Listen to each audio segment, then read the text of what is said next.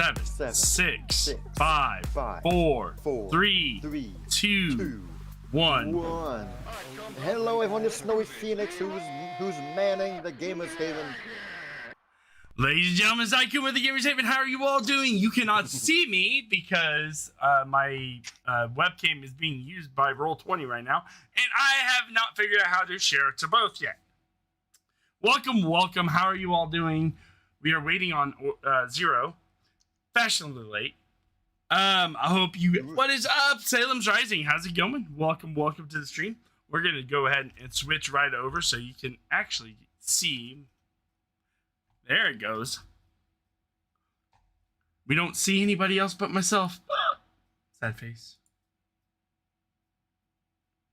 Oh, there's Kevin. There we go. I really wish that the Roll20 would give you an option for green screen. Hey, that'd be nice. I wouldn't do me much good because my background is full of different things. So. My computer's in my living room. I have no choice. Yeah. He's getting ready. Zero's getting ready.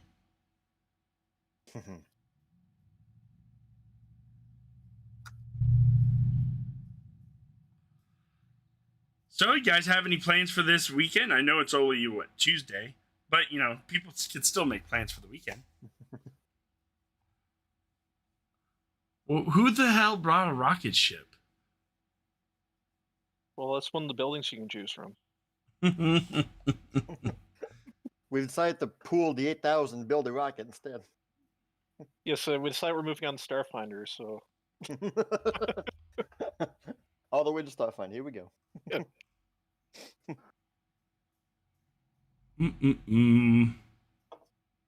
We learned that the last Temple of Nora is in space, so I mean, we have to build a rocket now.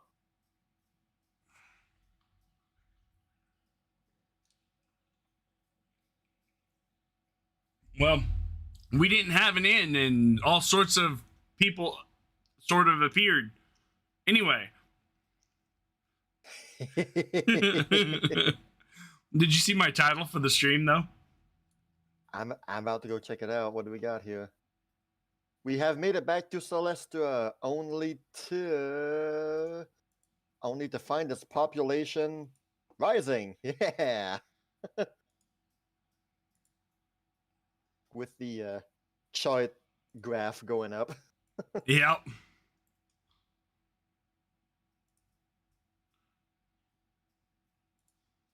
Yeah, while you guys are busy saving the world, other people here are busy recruiting people.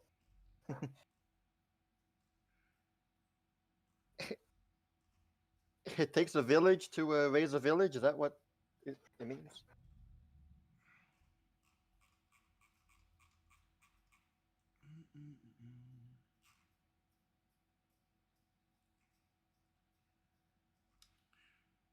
Oh, hey, the latest Nintendo Switch update is now available, including the ability to pair Bluetooth devices for audio output. That's cool. Well, it's about time. Yeah, I know, right? All right. Yeah. You still have to use the phone to do voice chat, though. Oh. Oh, the Nintendo Online app. Come on. Yeah. I really don't see why Discord has not made it an app on the consoles that will run in the background that you can use the video chat. Oh, I can assure you Discord wants to. I'm sure it's the consoles themselves who are like, no, don't do that. Especially Nintendo. I mean, you know that they're like, no. We don't want you guys here.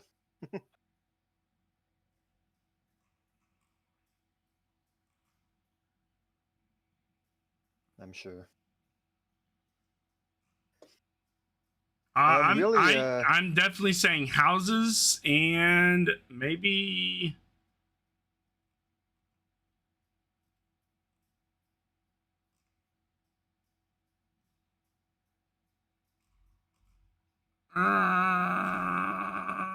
That rocket ship's pretty tempting. Please don't say a castle. No. Not you too. Not you too. No.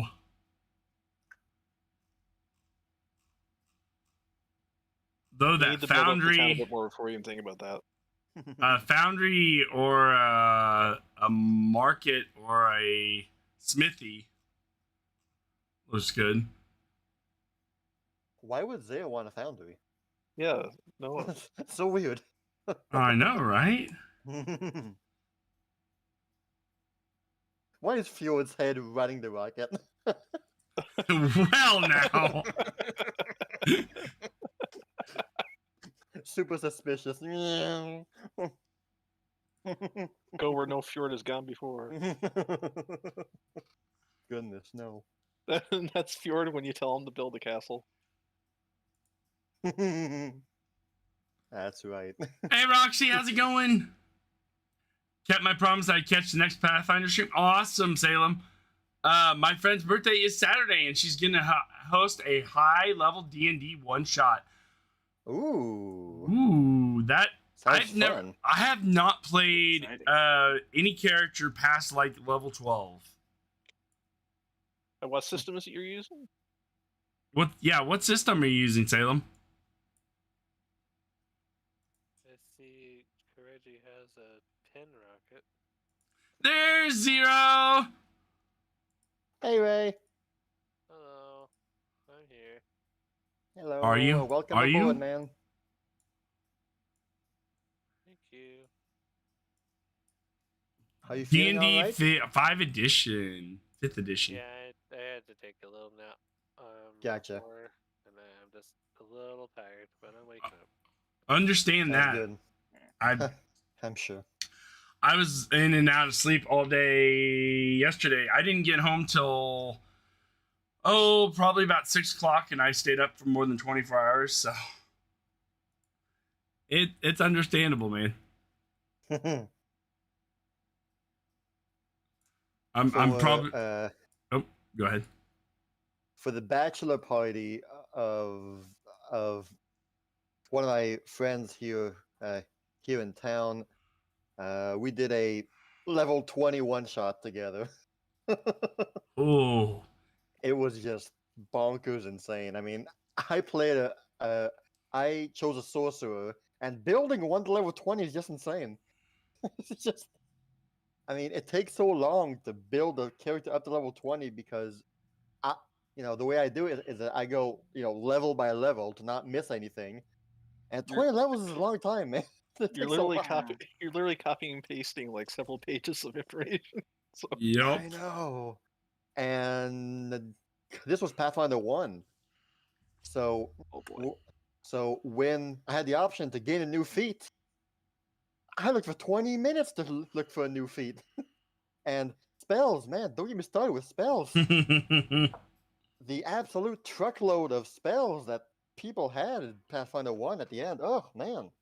How many would you say there were in Pathfinder 1? Well, I mean, after 15 years of content being Yeah. released, I There was mean, a lot more. A lot. it just became absurd. And I mean, I'm level 20, right? So all these level 1, 2, and 3 spells, who cares? I'm not going to use them. I have access to level 9 stuff. But I did it anyway. Oh, no, that was really funny. So we need like several more Secrets of Magic books to be released and used them before it would equal that, I guess. Oh, man. Well, the way that spells worked in the first edition is that, and what we have now is that there's four, different sources of magic: primal, divine, occult, and arcane. In the first edition, every class had its own uniquely tailored spell list to them. Like clerics had a list, druids had their own list, wizard sorcerers shared a list, but every class had its own list. Okay. And there was just so many of them. And yeah, just like the Wii had a crazy amount of games, most of them were just shovel crap, but bad games. Well, Doodly Oh, doo. that sounded like Nintendo. They had a bunch of games. Bunch of garbage games for the Wii. Yeah. Well, Pathfinder 1 had a bunch of garbage spells for all kinds. The most infamous one, Dean mentioned it, dampen powder. I mean, it's spells that are so extremely niche that you'll never choose them because the odds of this situation happening is just not worth choosing a spell over, you know. Lots of spells that you would give NPCs, you know, because or bad guys, because bad guys exist, you know, for that one combat, right? And so like you can give the enemy that spell because you know that one of your players is a gunslinger, right? But you would never choose that spell. It's so bad. Fun times, but Fun I will times. never want to go back. I mean, when I was playing the Pathfinder Kingmaker game on Steam, it was so jarring. It's like all these first edition rules, you know, that I had forgotten about. Like, oh yeah, this crap. Oh no, not this again. So they came out with the new Pathfinder. Is Yes, it Wrath of the Righteous. is it It is first it is edition still or is it first edition. Yes, it's still first edition. Yeah. Once it goes on a very good sale, I'll probably consider it, but I don't want it now. See, I played it up until the part where you had to manage your kingdom, and it's like, I'm bored. Yeah, that's a pretty huge part of the game. Though they do have an option to let the game manage it himself, so you don't have to deal with it at all. So Yeah. It just ends up in this apocalyptic future. Like, what did I do wrong? yes. No, one of the reasons why I was able to finish the Kingmaker game is because I had mods to cheat. Let me tell you, the last dungeon, you know, before the final boss was so obnoxious. Like, I can't imagine doing it properly, you know, with the rules and everything. Because, I mean, in a video game like that, you know, there's an enormous amount of combat, you know, just like every other video game. When you're exploring a dungeon, you know, there's combat everywhere. Yeah. Well, it's the same thing in Kingmaker. And in the last dungeon, every single fight had very obnoxious and asinine status effects. Uh, uh, every time a monster hit you, you would get negative levels. And, you know, blind and constantly every fight. And there's like, you know, 70 fights in that dungeon. So I suppose what the game wanted you to do is carry along, you know, truckloads of scrolls of restoration to undo those negative levels after every fight, or you spend 5 days resting in between combat. It's like heck no. So I near the last third or the last fourth of the game, I just turned on God mode. You know, the players always roll 20s and the enemies always roll 1s. And even then, I found it obnoxious. It's like, oh man, I mean, the story is great, the characters were fun, but just the combat and the system is just, oh man. Whew. You really have to love Pathfinder to want to play that game. Yep. Well, I mean, it was fun for me up until the doing the king part, you know, creating your own kingdom. And it's like, Yeah. At some point, I just turned on God mode for that too. I should probably go through it again sometime. Yeah. Having 100% chance to succeed the events and having infinite building points to build buildings. Yeah. It made it fun. Well, you see, I compared the Pathfinder to the Neverwinter Nights, and I Right. loved the Neverwinter Nights. It's just That game's great. I didn't feel it. You couldn't customize as much in Pathfinder Kingmaker as in Neverwinter Nights. You can go to workshops and you can code your own stuff. You could build your own campaigns and stuff. Oh, that was the one reason I loved the Kingmaker with the mods, is that I could grab my allies and put them whatever class I wanted. Yeah. Oh, thank goodness.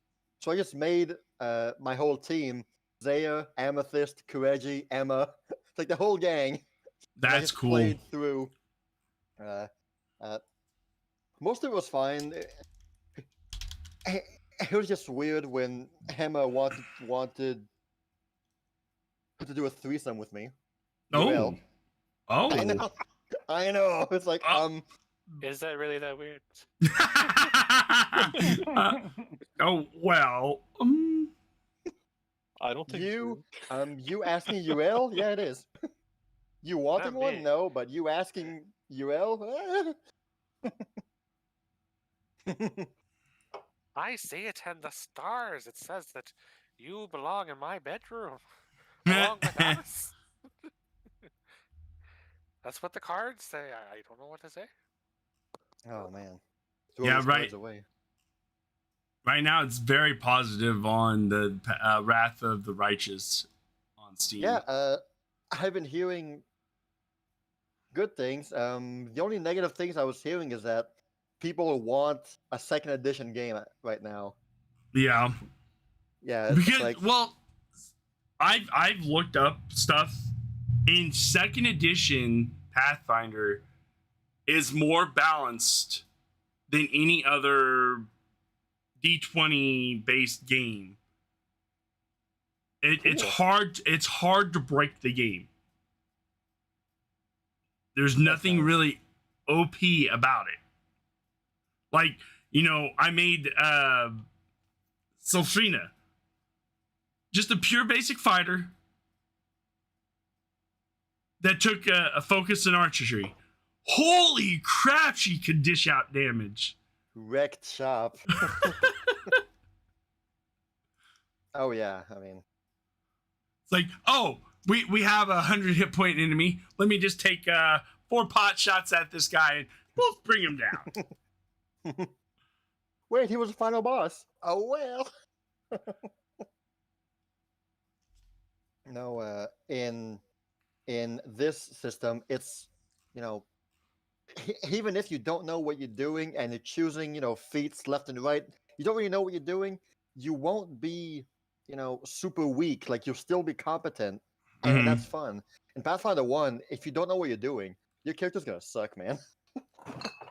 Yeah. I mean, it's easy to make your character extremely weak by not knowing what to do. But in this game, no. Yeah, you had to actually, in Pathfinder 1, you had to actually plan out how you wanted to build your character. Oh yeah. I still have a notepad of what feats I wanted to take for Celestra. Yeah, the archery feat tax, as it was called in Pathfinder 1. If you want to be an archer, there's 5 feats you need to take to be competent. So, Precise shot? Yes. point blank shot, many shot. I mean, oh wow, thanks for giving me options, Pathfinder. And it's like, no, there wasn't any options for archers. But man, you get all those feats and it's like, I'll just rip a hole right through this person. It's just absurd. I mean, my last character in Kingmaker was Adachi because I had 1 spot left, with the whole team. So I made Adachi. I made him a fighter archer, and he was my top. He was my top damage dealer. Yep. I made Celestra in a Pathfinder, and she was just tearing through enemies. Like, it's not even funny at that point. It's like, oh, you're trying to cast a spell? Nope. I'll pepper you with arrows. Insane, man. Well, hello everybody. Welcome to Pathfinder. Welcome. Got sidetracked. I mean, technically, you're still talking about Pathfinder, so. Hey. Where's my pizza?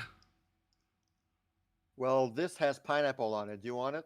Oh, pineapple's best on pizza. Yes. Thank you, Kumo. Thank you. I'm indifferent, so. That's fine. Chicken, you put chicken and some green peppers and some onions on it, as well as pineapple. Ooh, that's really. Let me tell you. Oh, instead of tomato sauce, add some barbecue sauce. Ooh. Yeah. All respect lost for Kumo. I don't care about you. Pineapple is best. He can come chill at my place, and we'll have all the pineapple on pizza we want. There's what's Fjord singing. Going on a trip on my favorite rocket ship. There you go. I Welcome everybody. didn't think his beard was long enough, though. Did you get a trim? That was me and my MS Paint drawing in 5 minutes. Going off of memory, just completely basing him off of memory of him. Which, I mean, honestly... Yeah, it's not too far off. Really, you just give him a full beard and a turtleneck, and boom, there you go, it's Fjord. He got a few of his hair singed off in that picture. Yeah, well, he stood too close to Emma when he greeted your parents. I don't keep bringing that up, Emma. I don't care. Funny. All right. Well, here we are again. An evening of Pathfinder. Awesome. Yay. Ray, you have now 2.5 hours, right? Or 3.5 hours? Probably about regular, like in the middle, about 3. Sounds good. Okay. We won't waste too much time then. Well, y'all might think I'm funny, but before we start, I have something to show you all. I had mentioned like last week or 2 weeks ago that our favorite artist had opened some commission slots. Oh no. Hold on. I did not go behind everybody's back to make a surprise. I'm done doing that. However, I did ask some people here if they wanted to collaborate on a commission project, and they said yes. So me, Professor and CheapPopMan, we got together and made asked her for a commission of a scene we wanted to be illustrated. And without further ado, here is that scene right here on Roll20. Aww. Look at that, guys. Look at that. Aww. It's so sweet. It looks adorable. It's so good. We are all very happy about it. Mm-hmm. Very good. Very, very good. So stay tuned next week for another commission. Who knows? Yeah. I have no money right now. And so, Oh, I understand that that statement all too well. I have no money for commissions anymore. For now. Stay tuned. Yeah, for now. Maybe Ah, 2 weeks and he'll pick up something. I did this $400 commission, guys. Every NPC inside of Celestra. Oh, man. As of last session, we just doubled that commission's price. Speaking of last session, hey, stuff happened last session. Yay, stuff. I mean, mostly peaceful stuff, but stuff did happen. So, as a quick recap, we had made it to Celestra. We noticed that the town had grew considerably. Lots of lots of new faces joined our town, and the Ravenhearts were trying to attack the town for some reason. Zaya and Finn chase after one of the straggling Ravenhearts who was trying to run away. That cool scene happened. And then basically, what happened after that, we, Fjord, Urel, and you all got together and explained what happened. Well, they started with what happened here in Celestra. Where do all these people come from, and stuff like that. A lot of the new girls came from a mansion that Urel visited, and saw that these women were basically captive there. They were being mind poisoned or mind controlled there, so she was able to bust them out and have them join Celestra. We've got the this couple here, the Odelians, who come from Port Meridon. They are nobles who left the town because they were sensing that political tension was rising between the Duke and the Baron of Eastwall and Port Meridon. So they decided, we're out of here, and they found themselves here. The man is an author, and the woman is a shoemaker. We have Padwina, the frost kobold, who comes from the north, the great north. She comes here in search of in search of what, Padwina? Looking to make a safe haven for other kobolds should they ever decide to come here to Celestra, and also perhaps open up a school here one day, if I'm allowed. We have our first teacher, guys. Yeah. Ooh.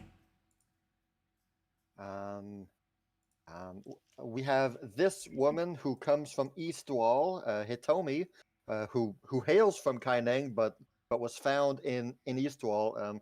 She was running a tailor shop over there, a failing shop, more or less. So when Urel found her, she convinced her to head on over here for a while. Cool, and so she did. And so, oh yes, and the unicorn comes from the mansion as well. He was going to be a gift for some other faraway noble, and not the alive pet kind of gift. More like a this will make a nice hat gift. So Urel was not happy to hear that. And so we took a small tour of the village to show off some new buildings. The park is new, stables, and the houses, and all that. And then at the end, what Kumo missed is that we talked about what happened in Kaineng and what you guys experienced. And could one of you perhaps sum up what was said at that moment? Yes, we talked about what happened. We saved the Empress and all that. What else?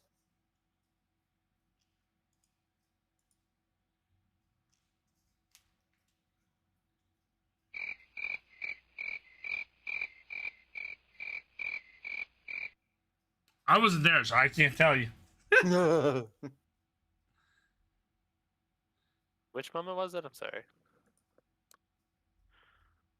I am doing some last minute inventory things with Ray. Sorry, I missed Yeah. Okay. the information on the question. Chris, please save us. Sticks! So when you guys talked about what happened in Kaineng, the information you learned about the Grey Malady and about what's going on over there, you then all made some decisions with Fjord about what is our next step, what's our next journey, and things like that. Yeah, we're gonna go throw everything into a volcano.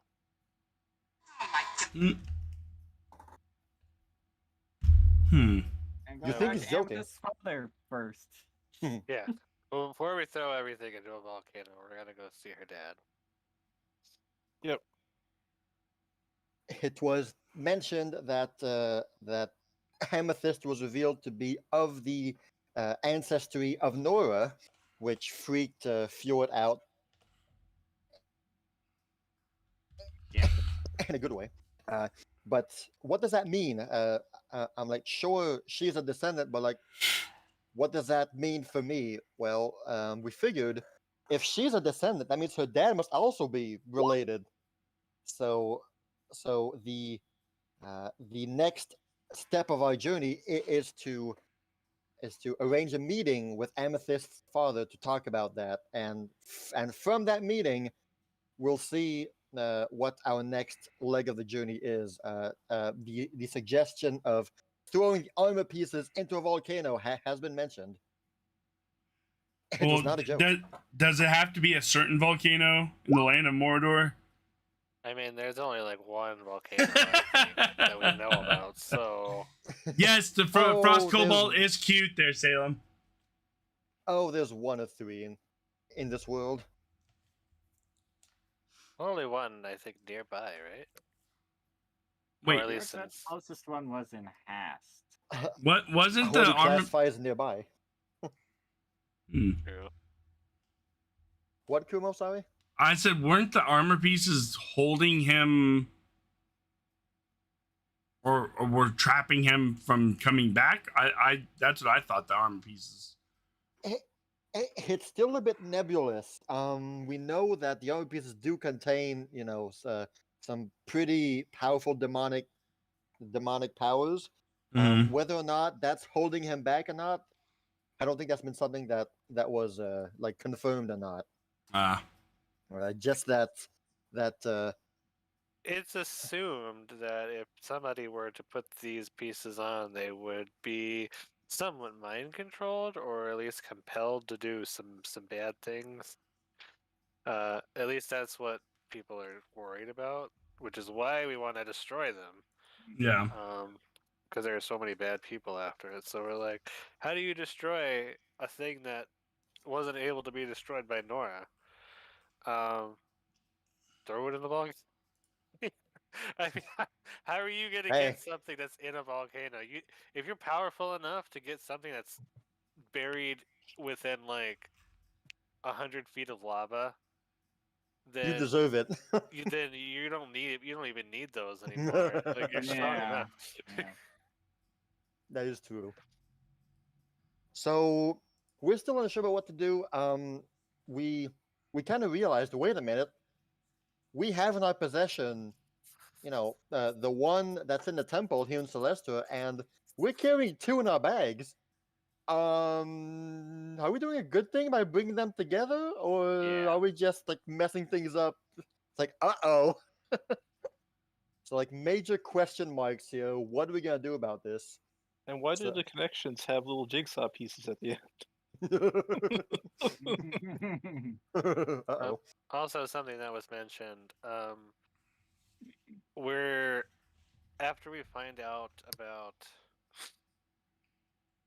after we talk to Amethyst's dad and try throwing one of the pieces in the volcano, or if we even decide to do that, Yeah. we're gonna try to save that guy's wife.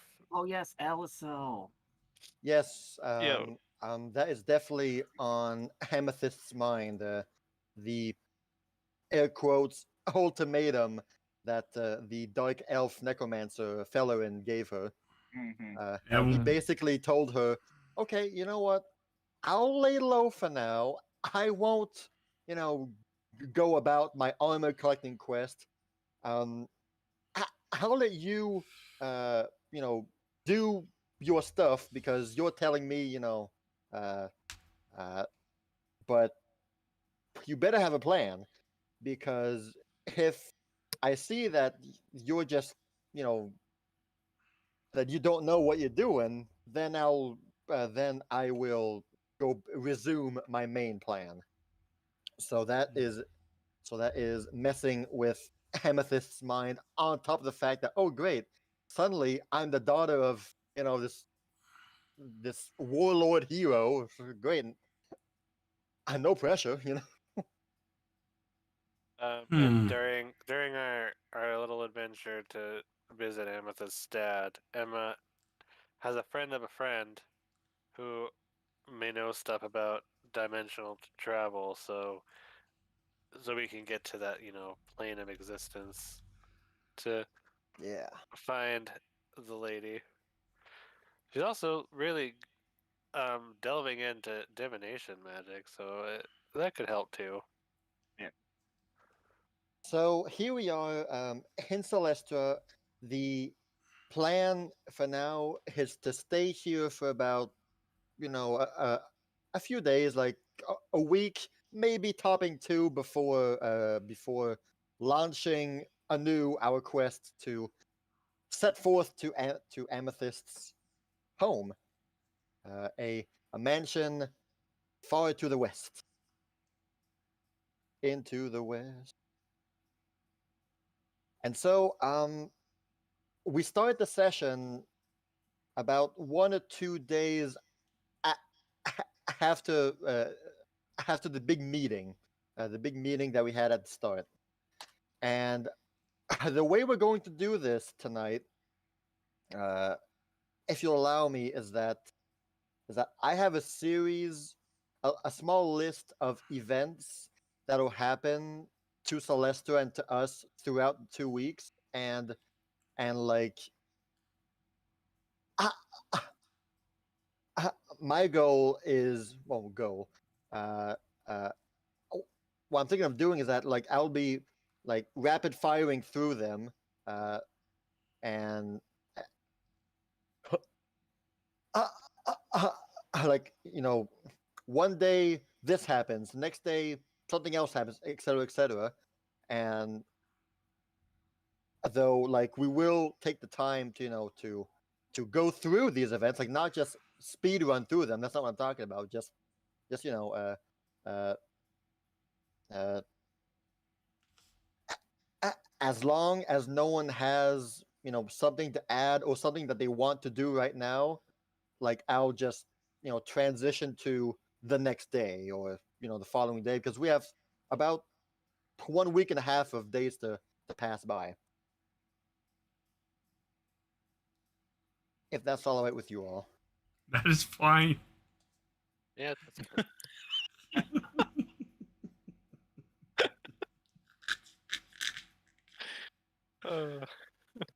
I missed something. Why does Padawina have rocket boots and all that?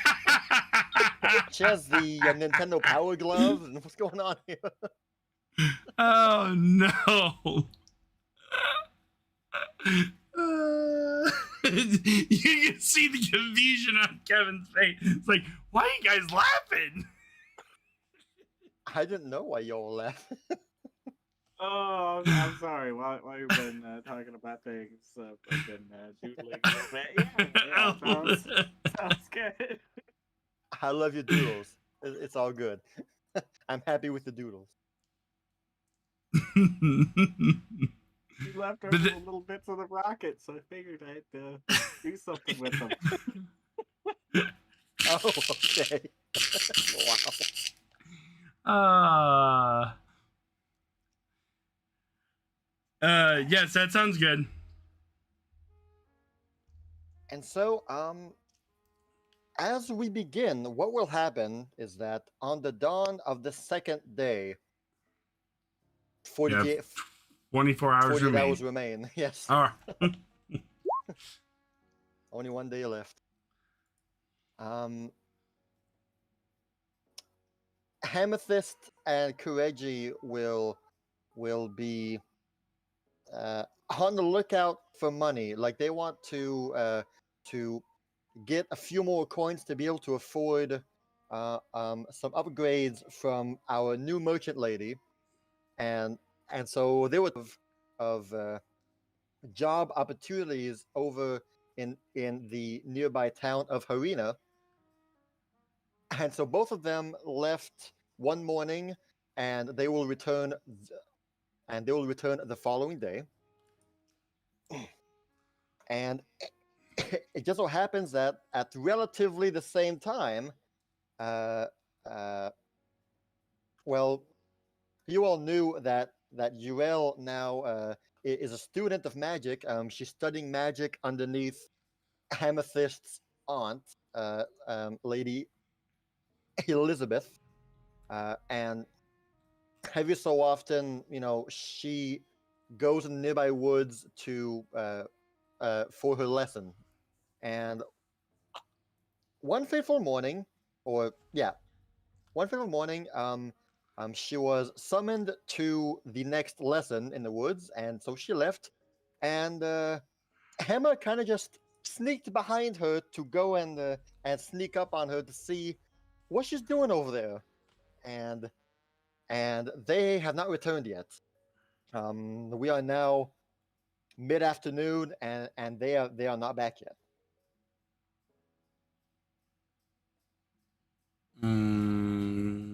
How long should it have taken? Oh, Uriel mentioned that sometimes it's just a afternoon class, and she comes, or a morning class, she comes back.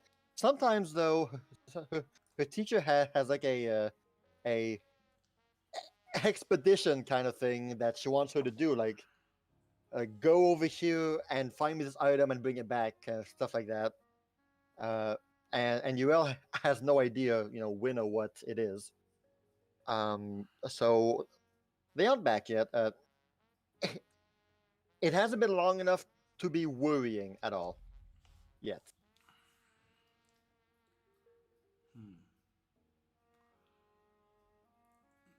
So the main group is gone for now. Zaya remains here for now.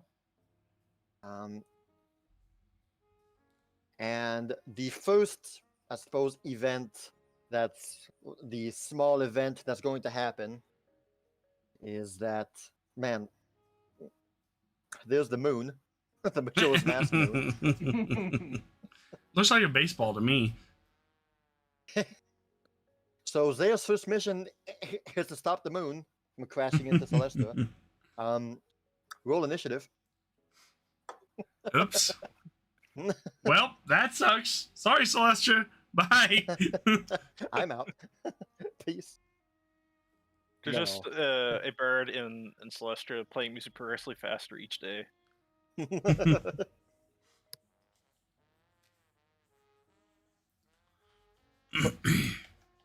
All right. The first thing that's going to happen, the first bit of conversation that I want to bring up. Zaya will be mostly spending her time with Finn, like training, and Finn has asked you to perhaps you could craft him some armor, since he'll be, as far as we know, he will be now adventuring by your side. If danger is to happen, it would be nice if he is properly suited to confront said fights. Okay. We will assume that you have the necessary materials to craft him. Not the full set, but like start it up. Yeah. To perhaps like make some boots or gloves or gauntlets, or you just grab.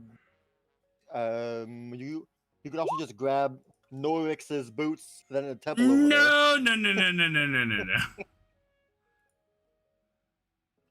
We'll go with a chain shirt at first. Sounds good. And with that crafting, you give him a +1 chain shirt. Nice, man.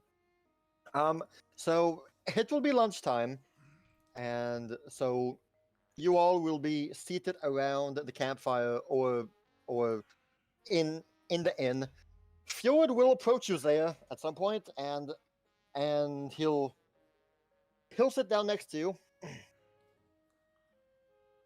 Now, Zaya, there was one thing that was mentioned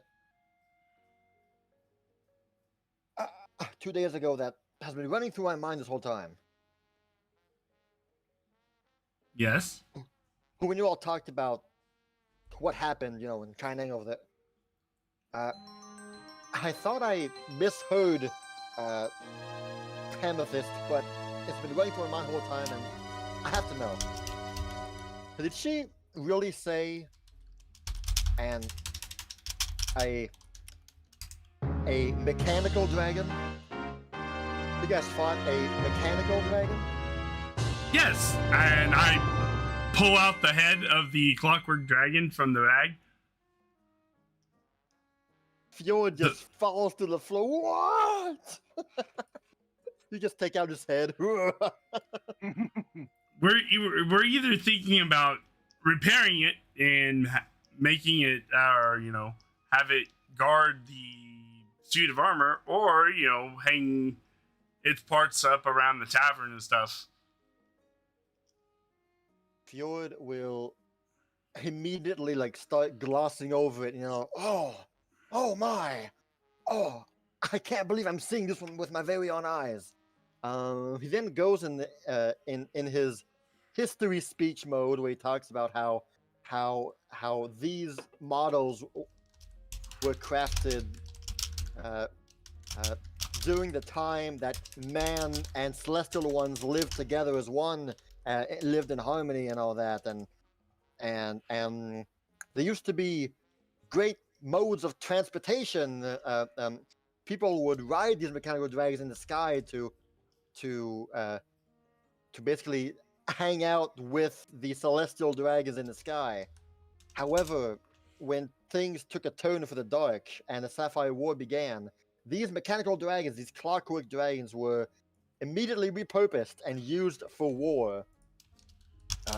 Used to annihilate the real dragons. And just as every other piece of technology at the time, when the war faded, all of the celestial technology that was in current use began to fall disrepair and dwindle down and break down, and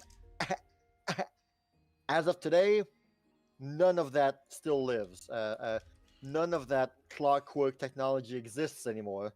So him seeing this right now in his own eyes, he cannot believe it. He is astounded that you would find, not only find pieces, but an actual legit, all the pieces of a clockwork dragon. Fjord is just flabbergasted.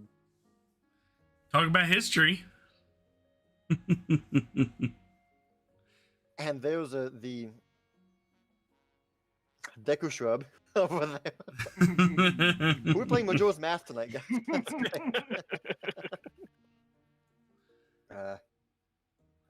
So we were thinking about repairing it and hopefully reprogramming it. Fjord slaps his hands on the table. Yes. He just immediately yes. He once again mentions that these mechanical dragons, were used as transportation, as flying transportation for all humans to, and it was pretty common at the time. I mean, nowadays nothing, but he's now imagining the dream of rebuilding this clockwork dragon and being the first person in over millennia to have flown this thing. Fjord will then say, although, I mean, sure, I know about these things, but building one from pieces, that's a whole other world. If I don't have the blueprints or anything, then, I mean, sure, I can try, messing with it, but I would risk damaging the parts, and I don't want to do that. Well, it might already be slightly damaged. There's a hole in the neck, Oh, well. Just but a scratch. Just but a scratch. Nothing that a Come hammer back can't here, I'll slam bite back your bloody together. ankles off. Sorry.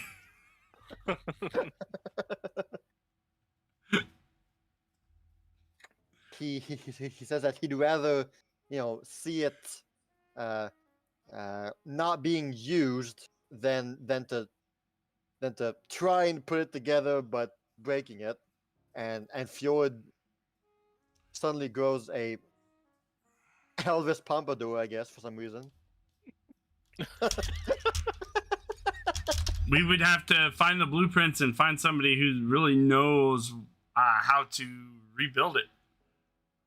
No. You leave the building to me. You leave it to me, Messiah. I would just need blueprints. I mean, of course, it pains me to say this, Zaya. It hurts my soul, but it is, after all, your find. You decide what is best, what you wish to do it. If you wish to mount its head on a tavern, the choice is yours. I won't say that I won't internally cry every time I enter the tavern, but that decision it is left up to you. Well, I think it would be better, for it to be alive and help protect Celestra. You see Fjord turn around to face you. He's got these glistening anime eyes. Really? You would truly consider this? We need the blueprints, though. Zaya-chan, yeah. Well, Fjord is in a extremely good mood today. A clockwork dragon. Why, if my brother was here to see this, I would laugh in his face. This will eclipse any discovery he makes in all of his lifetime. I'd like to see him beat that. So he's already daydreaming, of the day where he just knocks on his brother's door. He opens the door and there's a huge clockwork dragon behind him. Hey, brother, how's it going? Or you can just invite him to Celestra and be like, Yeah. Please come for tea, I'm not going to show casual. off. Look at the town I built! That sounds like Fjord. So he's super happy about this. Awesome, great. Though he realizes that he can't do much right now because A, no blueprints, and B, he's already super busy with building houses. Building houses and the emergency escape tunnel that was suggested by the group last session. That perhaps we could use the underground of Celestra and put it to our benefit in terms of defense. Like, if those temples, if the temple's seals break and demons begin pouring out, we need to find a way to make this town safe, keep it safe. So the idea of a underground escape tunnel was suggested, and so that is what the Fjord's currently working on, or is making plans for anyway. Because we already have a good internal or underneath tunnels. Underneath. Yeah, we already have a good underground system, which you've never seen, by the way. Thanks to Professor for making a new and updated underground Celestra. The card table.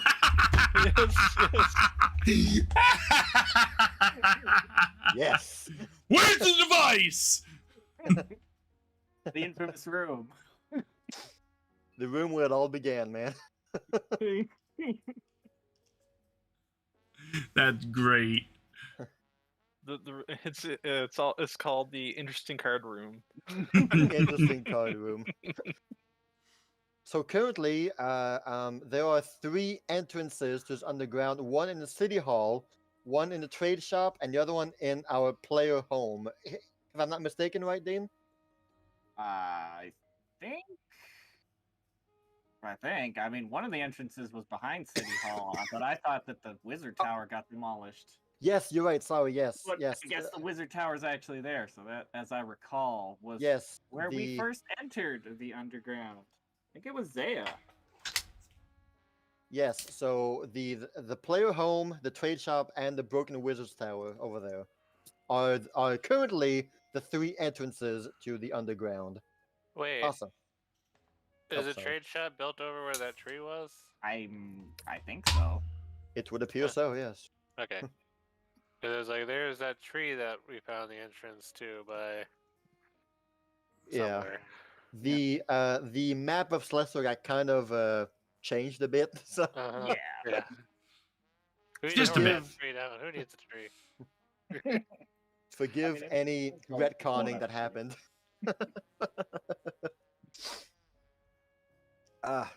So awesome. Fjord has lots of great projects to look forward to now. He's super thrilled. He then mentions to you there, like, hey, if you're going to be out and about again, soon, perhaps it'd be a good idea for you to leave the dragon parts here to empty your bags first before leaving, because I was planning those- on leaving him here. good because those seem kind of heavy, and the player knowledge, that bag is full with that dragon in it. Not a thing, not an extra thing can fit in there. Yeah, we'll probably put it in. Well, I want to say either the temple or the inn. Just fill up Zaya's room with the parts. While you guys are gone, one of the girls goes around like clean up the rooms. She opens your room. Seriously, poop out of her. Dragon pieces everywhere. I'll come back later. I mean, the girl who cleaned up your room already, she already got a mouthful from Zaya. Everything was so ordered. Where is everything?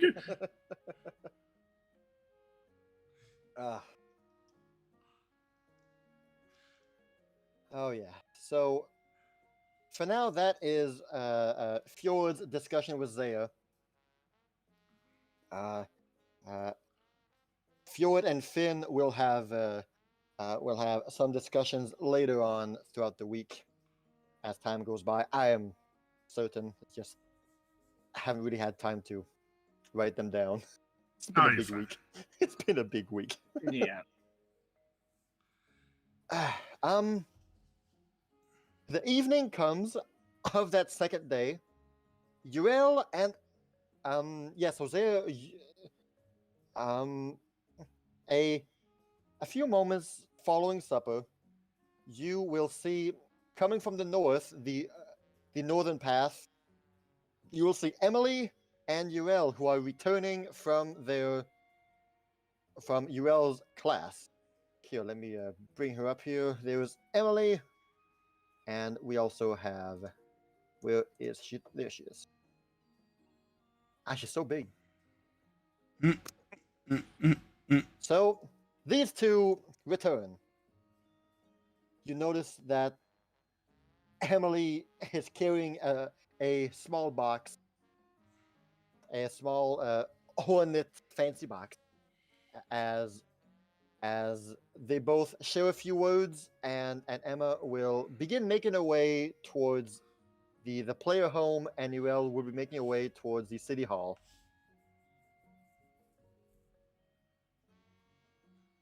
You guys have a good day training or teaching? I don't want to talk about it. Oh, I guess not. Well, I'm now. To take a nice nap in my nice bed. All Assuming right. This is when we just got back, right? Yeah, pretty much, yeah. Yeah. Well then. So much for discussion. Yup. Emma went home. She's tired. She's very tired. So I guess Zale. Who has the box, by the way? She does, Emma. Oh, well, never mind then. I was gonna say, what's in the box? But Emma is like, I want to go to bed. Leave me alone. I'll tell you tomorrow. Well, that's that. Got big dark bags under her eyes. Yeah, she does. Hold on. Okay, sorry about that. Yeah, there she goes. One too many magic spells to the face, I'm guessing. So Not necessarily spells, but yeah. Too much magic. So, Zaya's seeing the evening wind down. Not much else to do tonight.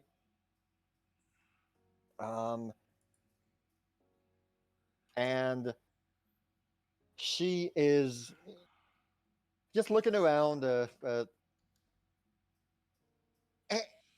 admiring the beautiful village and the various citizens that it holds. When suddenly, she feels a. Okay, no. Let's see. Roll me a perception.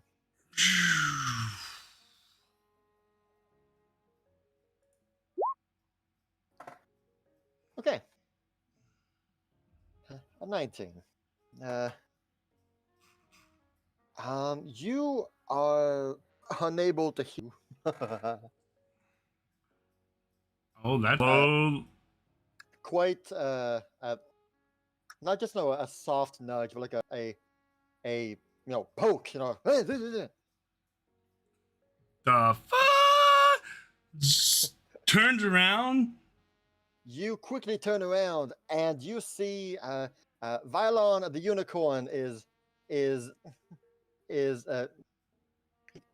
is giddily bouncing left and right, and he's carrying Jill's hammer in his mouth in a horse combat pose. Like, come on.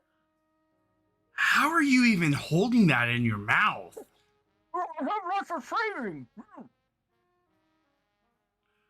I already got a sneak attack in on. That's really good.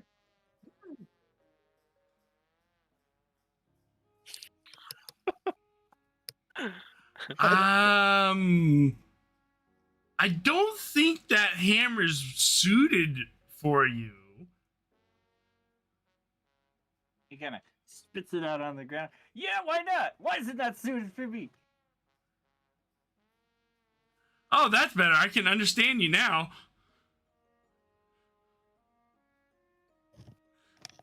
I How think do I put it?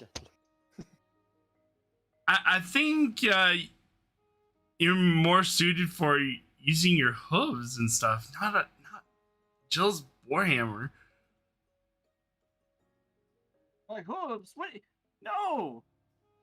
I've seen her hit with this thing and it's way stronger. Besides, I've already trained myself using sticks. I used to attack the trees with them back home. The damage die isn't sufficient. Jill's been straining with her warhammer for a while. I'm not sure you have the quite expertise she has with that. Yeah, says who?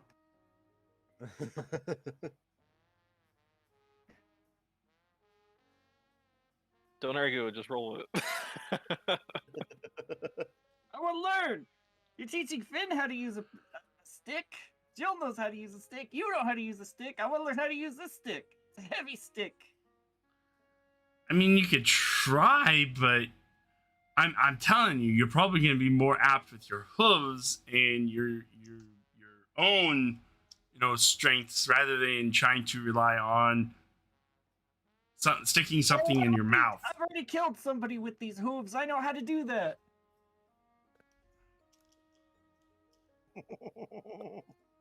I mean, I want to learn how to kill with this hammer. I just picture a unicorn snapping someone's neck with their hooves. He kind of goes up to you with puppy eyes. Zaya, please. you could. I need to get stronger. I have personal reasons. Please. I mean, we could train, but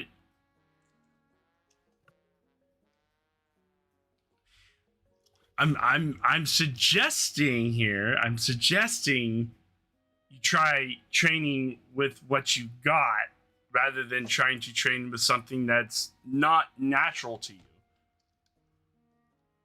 But you use sticks, and that's not natural for you. It's natural to me because I've trained and it's become natural. It'll be natural for me.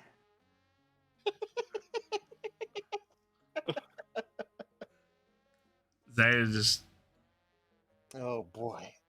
You, like I said, we could train, but I don't know how well you're gonna.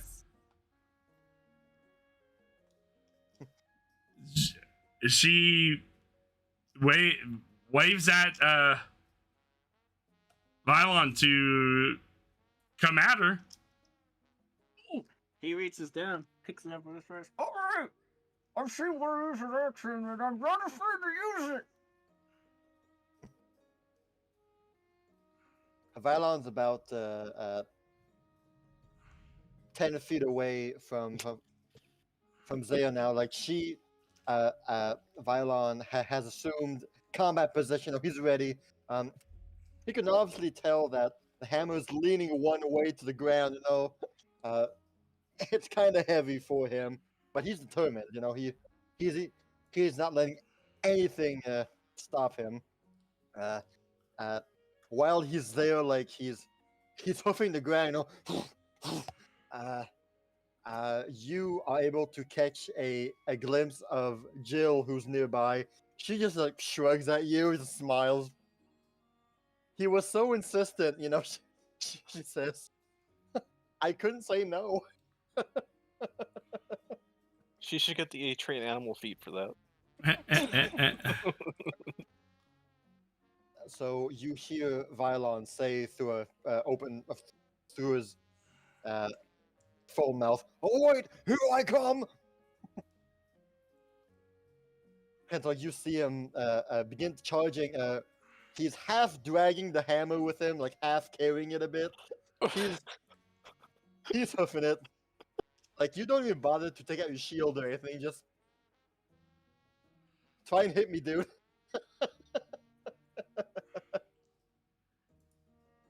And since this is quite a very unorthodox weapon for him, he'll try an attack roll.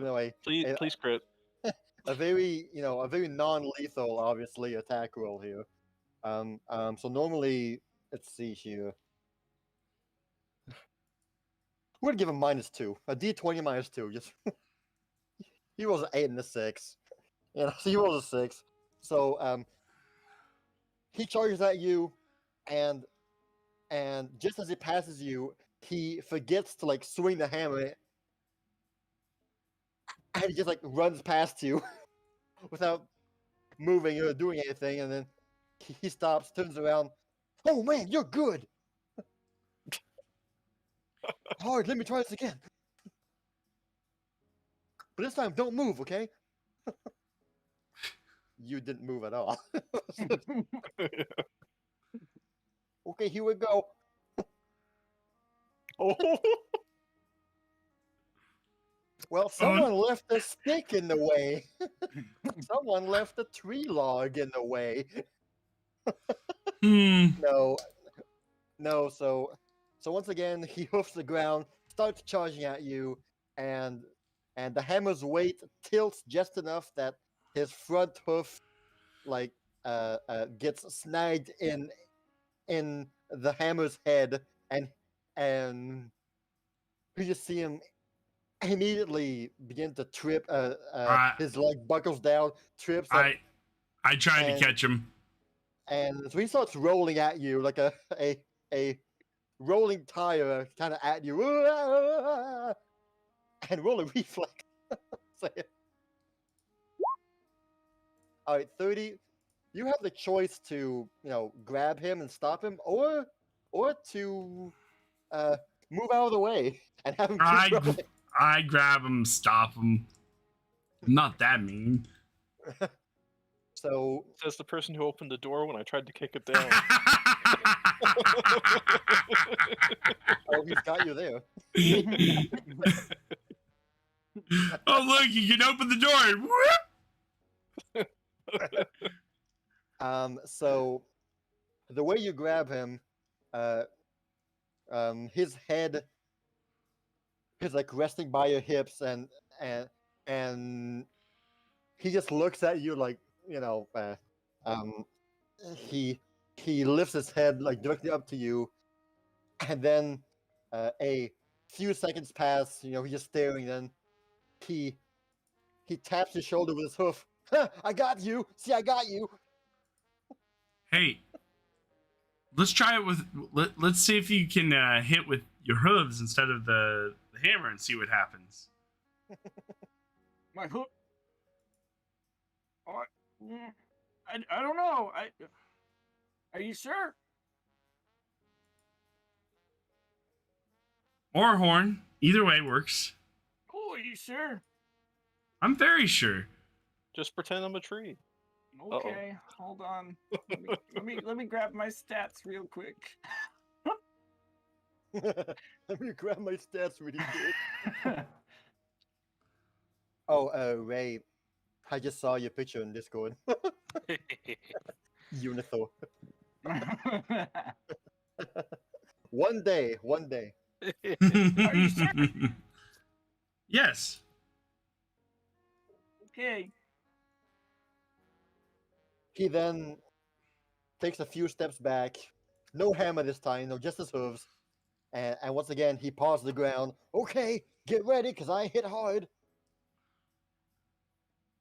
And he begins charging at you, and he was a 19. Hey!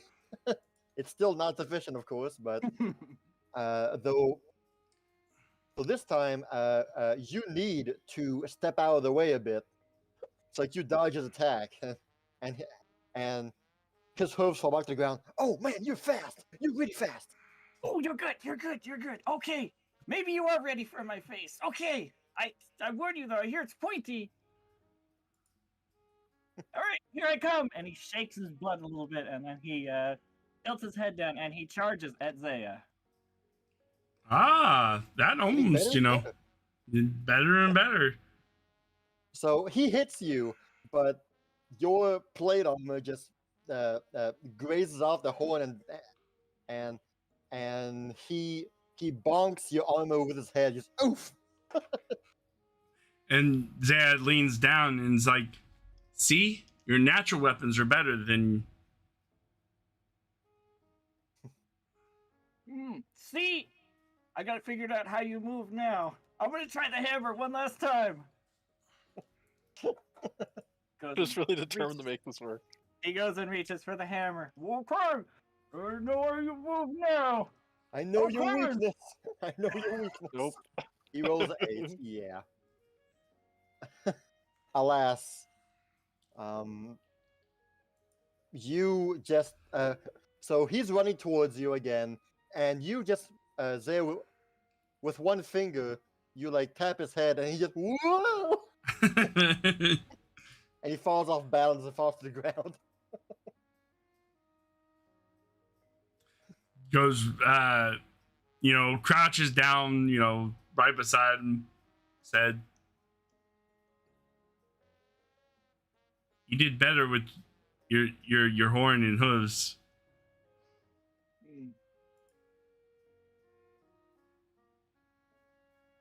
Yeah, I guess. I don't think my horn and hooves are gonna be good enough for what I need them for, though. You keep practicing with them, they will save you one day.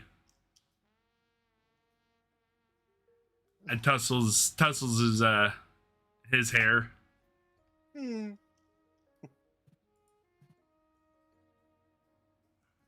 Maybe. We'll see. Thank you for trying, Ms. Zaya. I'll leave this with you, I guess. The hammer. I need to go think about some things. You did good. You did good though. Don't be afraid to try new things though. You never know. Alright then, tomorrow I'm taking your morning star. Or maybe your shield. Hey, look, I took Kireji's arm. Oh, no. He just beat you with his bloody Crap! arm. He lost his eye, now he lost his arm? The arm of Kireji- Amethyst. Kireji's just falling apart now. See a zombie? He could be. He's preparing for the automaton ancestry coming out with the guns and gears books Ah. next month. He just comes back with this like really scaly looking arm, and it's got like these green scales, and he's like, I got the arm of manfish. Oh no. Oh no. That'd be perfect for that Astar robot. Oh,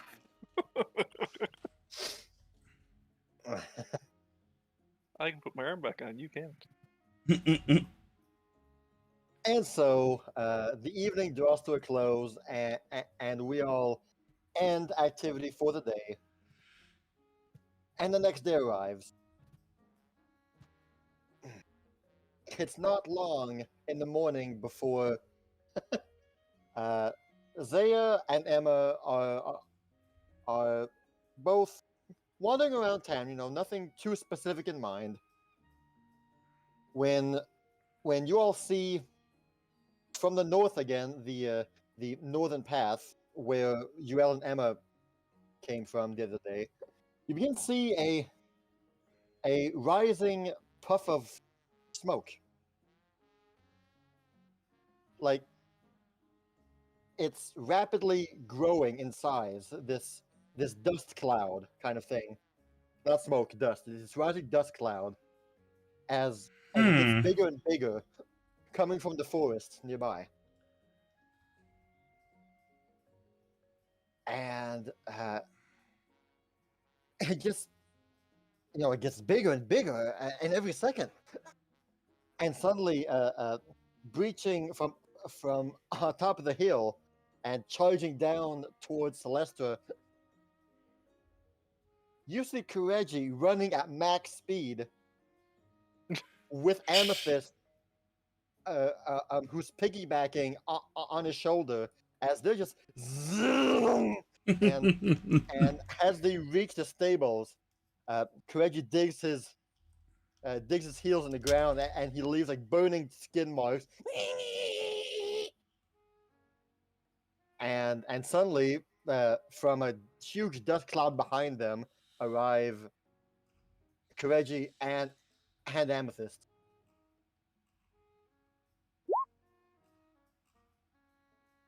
Gotta go fast.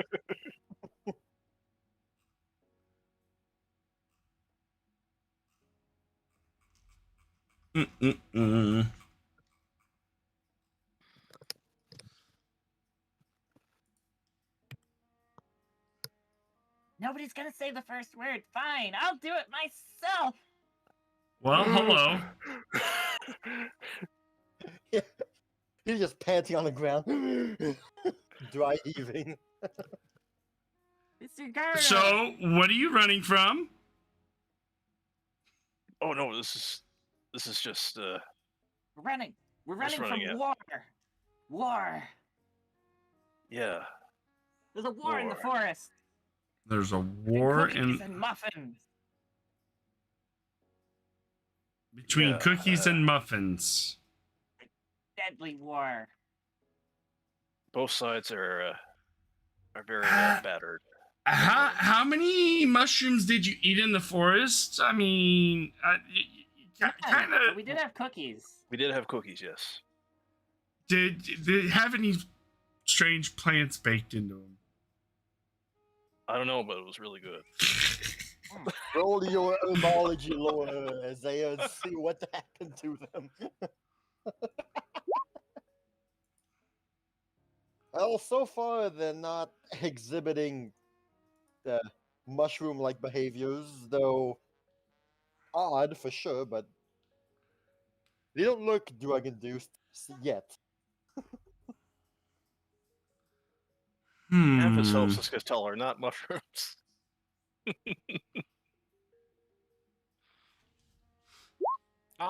Which forest? Huh? Oh, the one over there. She points up that way. And what Near are we all doing in Harina. the forest?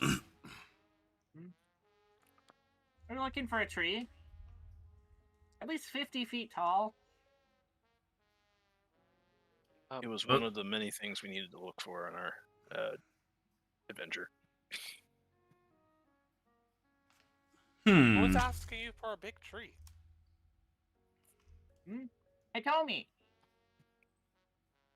Oh, okay. Not the whole tree, just pieces of wood from the tree. Yeah. Reggie, I thought you didn't know what wood was. I really, I learned far more about elves and woods that I'd care to remember. Anyway, it's a long story. The important thing is that we certainly got that and many other things that we were looking to acquire. Yeah. And we danced for the king. King was in the forest? Why was he there? No, he was in Harina. We went to Yeah. Harina. This was in between. Oh, okay. Well, what's he doing in Harina? I thought Harina was kind of like a He was tiny doing- little... He's doing the King's Crossing. Oh, okay, that makes sense. Not to be confused with the King's Passing, two very different things. Yes.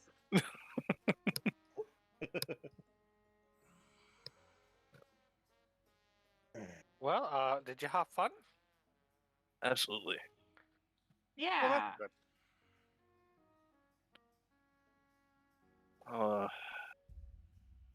Probably should have took more of those mushrooms. I mean, muffins with me. Emma's gonna like nudge over to Zaya and be like, keep an eye on them, okay? I try to think they keep. might have gotten into something. I'm thinking the same thing. Talking You about two- war and dancing for the king. You two will see squeals emerge from Amethyst's folds. Kireji finally gave me muffins! I It's made them wa- myself. It was truly a Oh glorious no! I even made them for the king. Oh no! What did you put in the muffins? It's a secret. What did you put in the muffins? You don't have time to finish a sentence as thousands of king's guards come marching over Celestra. You have poisoned the king, prepare to die. Nothing. Why are you so suspicious, Zaya? You think you're the 'Cause- only one that can do anything in the kitchen? It's just muffins. Normally Well, I'd say you're right, but not this time. Oh, there's a kitchen in the forest? We had help. Grips helped. Who? Oh, yeah. Grips. I remember Grips. The little halfling bartender in Harina. We went to Harina. Did you miss that part? I might have missed that part. I was still trying to debate whether you guys are tripping on something. Yeah, he was cheering when I kicked that lizard folk down the stairs. It was- Okay, I am a little lost here. Why was Grips in the forest? We weren't in the forest, Emma. Stop But- confusing Zaya.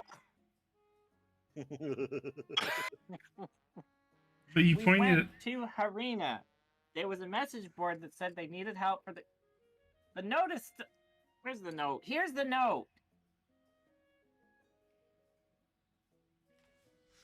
DM, help me here. I don't think we have access to the note technically. No, we Here's the do. note. This was on the message board yesterday. Oh. And we literally took it and ran. Yes. Both ways. But you talked about a war. That's old hat now. That was a joke, Zaya. Come on. You don't really think we'd start a war without you?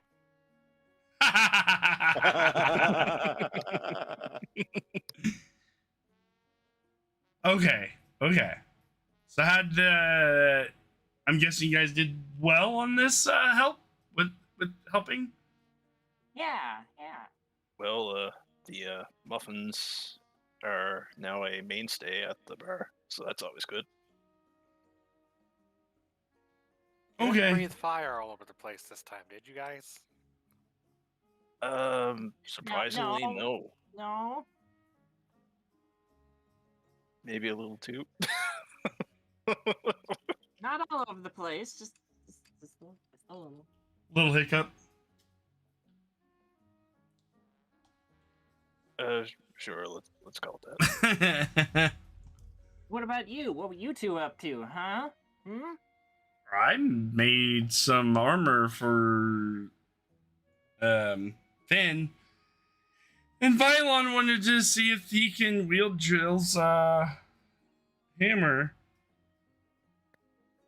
Which I tried to dissuade him and show him that his natural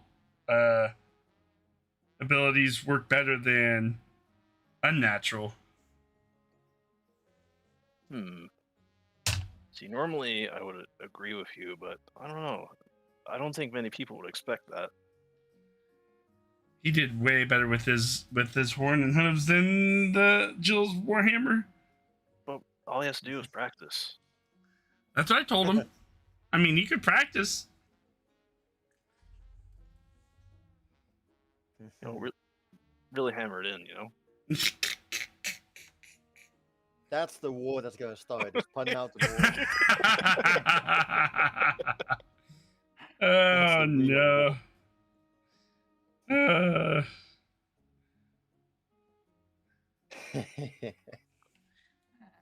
What about you, Might Emma? What were you have up to pound it in. Were you seducing the whole town? Quite the opposite. I was being seduced at one point. What? Isaiah's I had a eyebrow little run-in. raises. I had a little Zaya, run-in what have with you been her, up to with Emma? Not me, GRL. Did you happen to go dancing again? And Dea is quite the. Let's just say that those lips aren't just for talking. Wait, really? No. Oh. I was gonna say, It what? was- I was trying. So, what did happen yesterday there? You seem very tired. I had assisted Urel with one of her errands for your aunt, Ami. And if I must say, if it weren't for the hot tea and blankets she was providing us, I would be sure that I would be in the coldest of winter because her attitude, well, it could freeze even Cadenale. She has this aura about her that is just... I don't know how you could be related to her.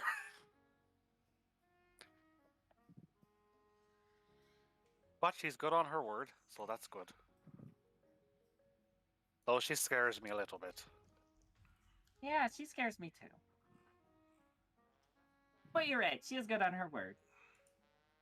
I'm also pretty sure she's evil, but that's... What? A side note. But that's neither here nor there. You don't see me saying things like that about your family. I'm sure that Emma has that crazy uncle that no one talks about in the family, but I mean, at one point I was basically evil, so I mean, I have some sort of idea of what that looks like.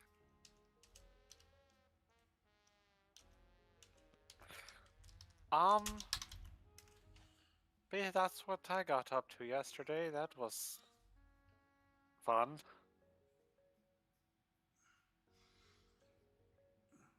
Rewarding, but fun. What was in the box? Oh, it was one of my rewards. It was a crystal ball. I don't know what it does yet, but I'm gonna get on that. So you got a ball, eh? Okay. I got a ball. Went all the way across the plains of existence, and all I got was this fancy ball. Wait, what? Oh, Ami, never mind.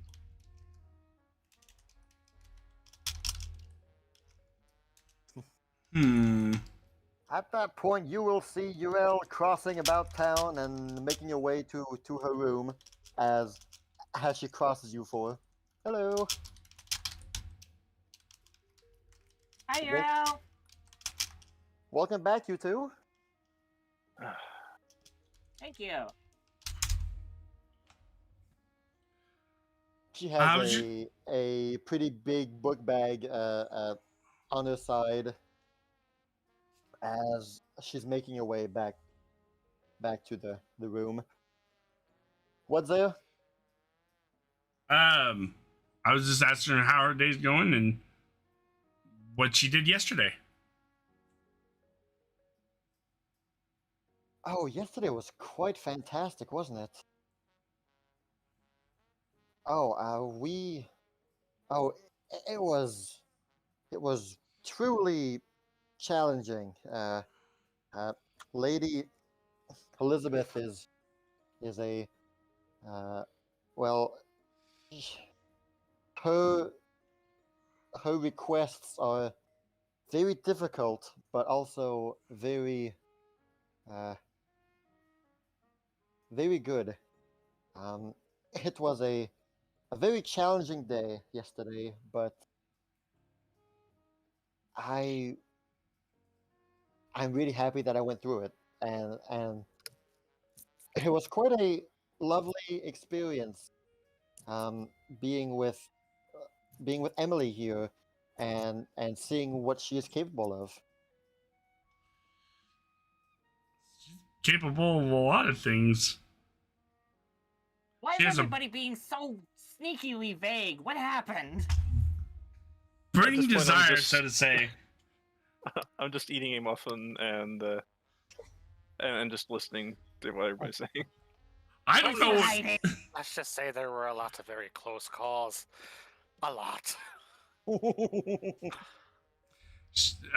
when Amy came home, she was very tired and didn't want to even talk about it. You can talk about it, Jarrell.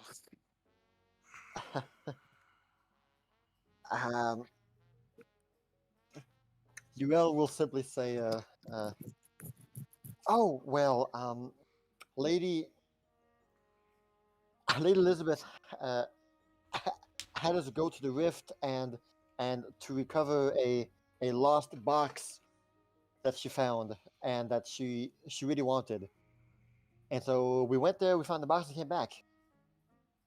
And Lady Amethyst, I have to say, your aunt is phenomenal. She is fantastic. Oh, she is so full of knowledge and wisdom. I could listen to her speak for days. Oh no. Oh, I am jealous that you got to see her so much more often all your life. I wish that I had met her sooner. And Thank you.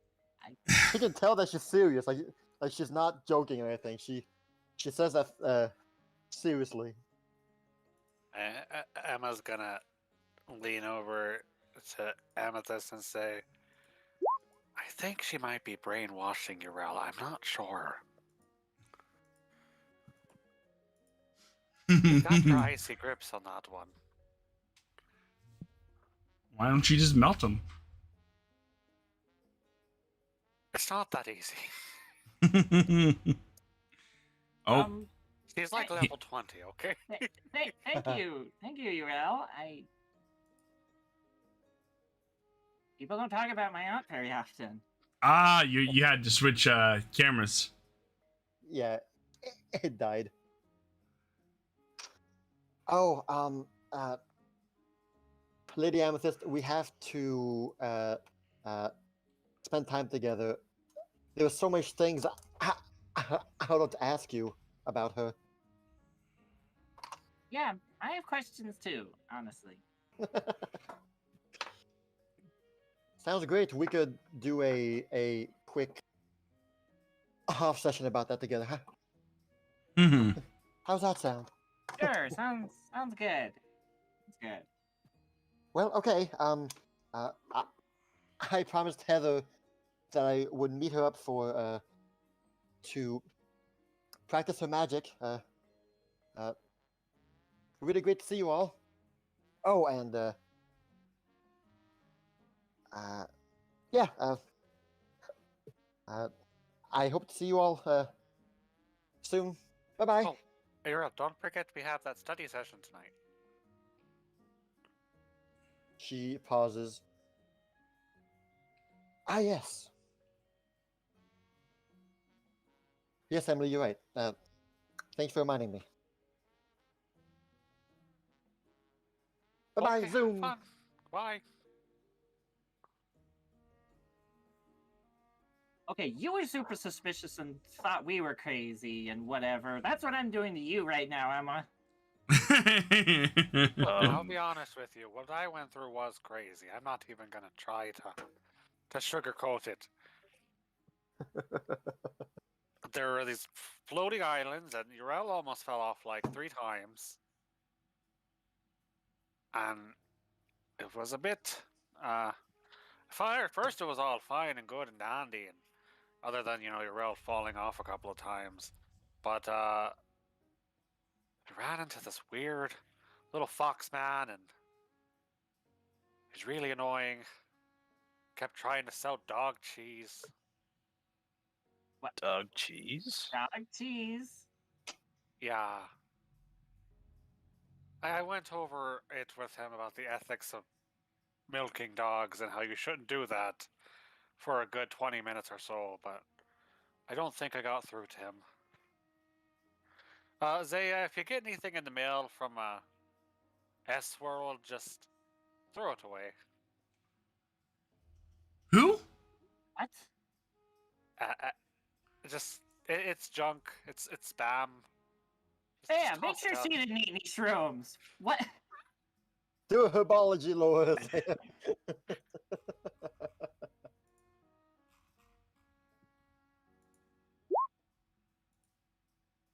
Well, she's not under any drug-inducing effects, though. Though you're able to detect a hint of not plants, but a special kind of fruit that she had recently. What have you eaten recently? I had these interesting fruity berries that Can you describe them to me? I don't think I can, but Urel has some. You can go ask her. She's got plenty.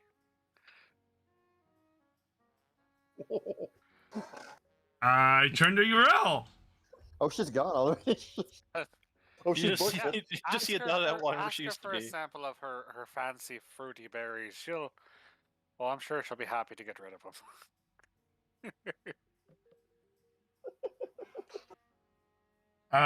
Just Try and make sure find you URL. don't take them inside the house.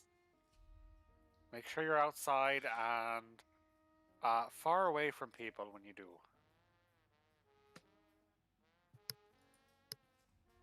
And don't wear any clothes that you don't mind getting dirty or singed or torn. What are you going? Are these werewolf berries? What are you going on about? I'm just saying, I don't know how to describe them. I look for URL in earnest. Uriel will say with a kind of a sheepish smile, "Oh, I don't have them. It's Alice who took them."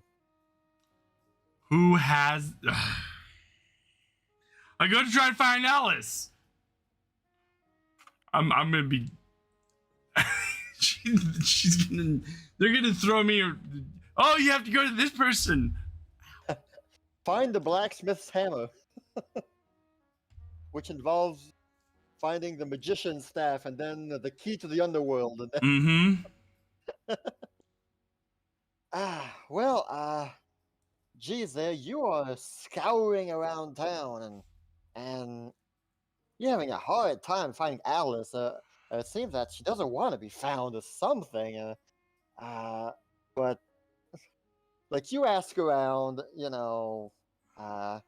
go ask Diana, who always seems to have a close eye on Alice. And she mentioned that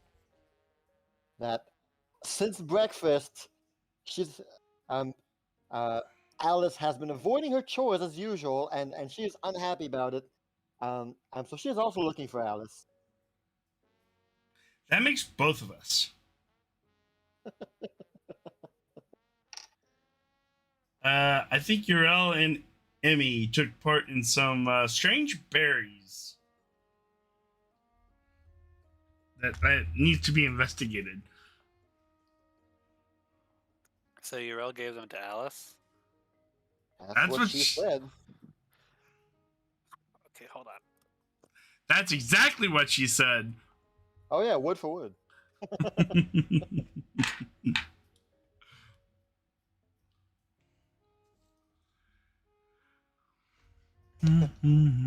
So while Kireji and Amethyst were still talking with him, like they're just, "Where are the berries?" and she goes, "Where's the device?" I'm not threatening dancing around anybody. Jeez. Yep. You have a resting intimidation face. Oh, that resting intimidation face. That's what I'm going to use from now on. You are such an intimidation.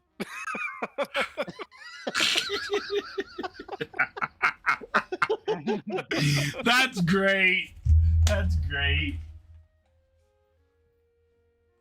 Oh, speaking of intimidating, I did a fun thing while we were out and about yesterday. Oh? Was it? I scared off a big flying bird with lion's face and ferocious claws and teeth. Wasn't a harpy, was it? Oh no, it was Amy, you know those big birds from like the books. I can't get the name out of my tongue right now, but they have like a lion, like a lion's face, and they're huge, and they've got the bird with a lion's face. Maybe not particularly a lion's face. It kind of looks like a lion, but in bird form. What?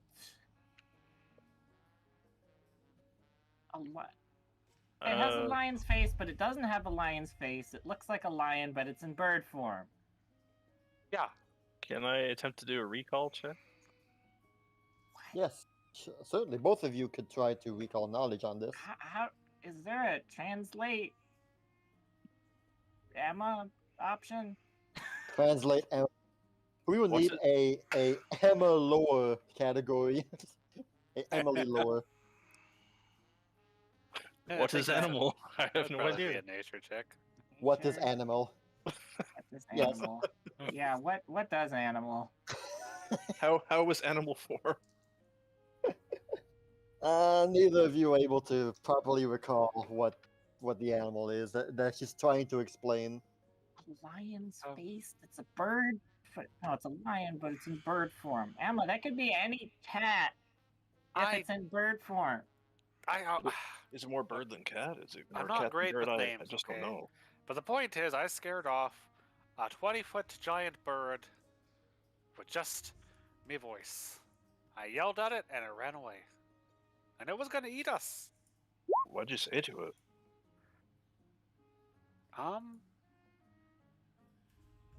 Well, first I breathed some fire, Well, and that would then help. I yelled at it, and I said, "You gotta get out of the way. We're going through here whether you like it or not." And I might have said something else. I don't remember. I was in the heat of the moment. That was a fun experience. Oh, Zaya. Hmm?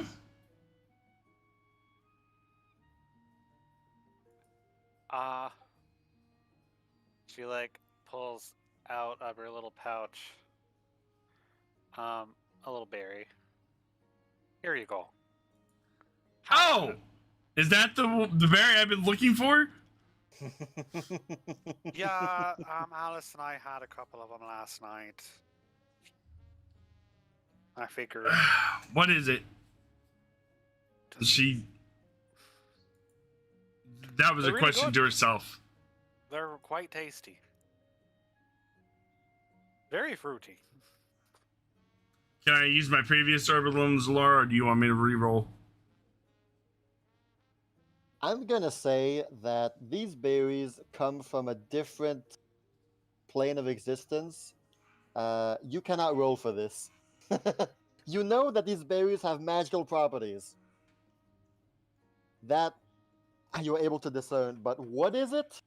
Man, you've never seen this berry in your life. Where did you pick up these berries? I bought them from the dog man. The dog, Dog man. man? Dog man, The wolf boy man that was sold. wolf boy. The one man. that was selling the dog cheese. The I'm fox doing man? I'm doing a nature Fox check, man.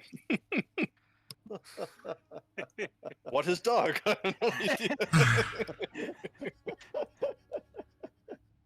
What is that? These berries are not even from this plane of existence. No dog Hey. man. No. Yeah, I told you we were in I think. a different floaty island place. It probably came from there. I noticed he liked to sell things that he picked up off the ground. And you just you trust. Never mind. Oh, I did not trust him. I could promise you that. But I got a discount, so And you thought it was perfect. Where's Alice? Where's Alice? Did she eat more berries than you? no, we just had like one or two. Yes. Okay, I'm looking for Alice because that might affect her differently than Emma. No, she's fine. Nothing happened to her. Nothing too bad. So you know where Alice is? But not today. That was last night. So nobody can find Alice, by the way. Yeah, she does that. I Oh, go okay, to search for then. Alice. I go to search for Alice.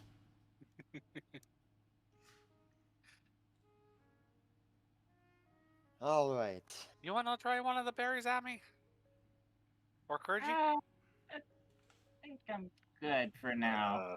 I throw the berry to Amethyst and say, "See what magical properties this has." Our personal item check lady. Right. Let me get right on that. Every team needs Smiles. one. Put through a grocery scanner. Beep.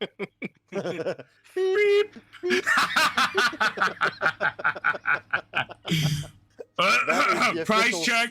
Price check on aisle 3. Price check on aisle 3. We got That's unmarked the- berries. The official sound that it makes whenever you're like kind of beep. Amethyst kind of pulls on Kireji's arm as, kind of a, hey, lean down, I need to talk to you. All right then. There's no way I'm using any kind of magic on this thing. The last time I tried using magic on, your face, it blew me back and, almost killed me. Fair point. I have no idea what this is. But just roll with me, okay?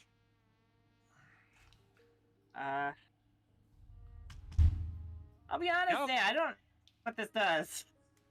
Brittany! Hi. Just like muffins. Don't do that to him. Oh no. Make You a will see- save, Kireji. Yeah, the power boots and the power glove is funny. Okay, Okay. you've resisted the call of the muffin. I narrowly avoid. Squeals, make a will save. Oh no! Oh no! He rolled a doesn't say- 26. He Okay. rolled a 26. We're good. We're good. He doesn't say what. You Okay, just we- see a small pig nose or flip.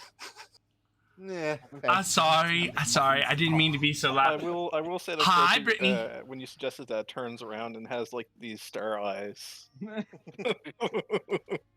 Did you My- say? My Blow, even for you, my- Emma. software I'm updated, not so it might lying, be a I've little heard you loud. like Sorry. muffins. Well, you don't know. It could work. Depending on what muffin you're eating, anyway. It's not gonna taste like a nut muffin, but like a blueberry muffin or a cherry muffin or an apple muffin. So you have no idea. You just got these from the dog people, or is this from something different? Nope, that yeah, it was the man who was selling it. I bought a few for me, Rel, and some friends. We tried it. It was pretty good. And one of our friends was like, "Hey, I want a lot more." And then Rel just went ahead and bought them all. Because you see one of his eyes just go completely dilated. Whoa. She specifically said, "I'll take the lot." And yeah, apparently Rel's a big spender. Well, they cost like 2 gold each.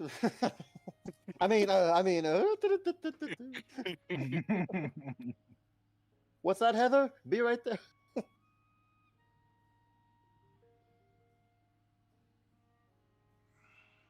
But that was pretty much the things of note.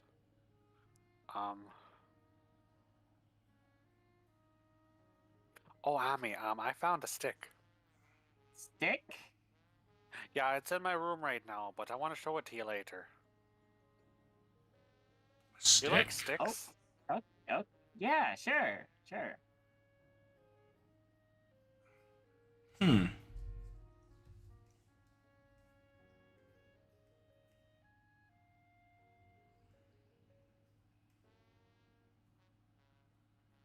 Crickets. Okay. So, my friends, if no one else has anything of note to mention, I'm looking The for next- Alice. you're looking for Alice. Okay. So you scour the town. You look behind the buildings, inside and you ask everybody you see, "Where's Alice? Where's she hiding?"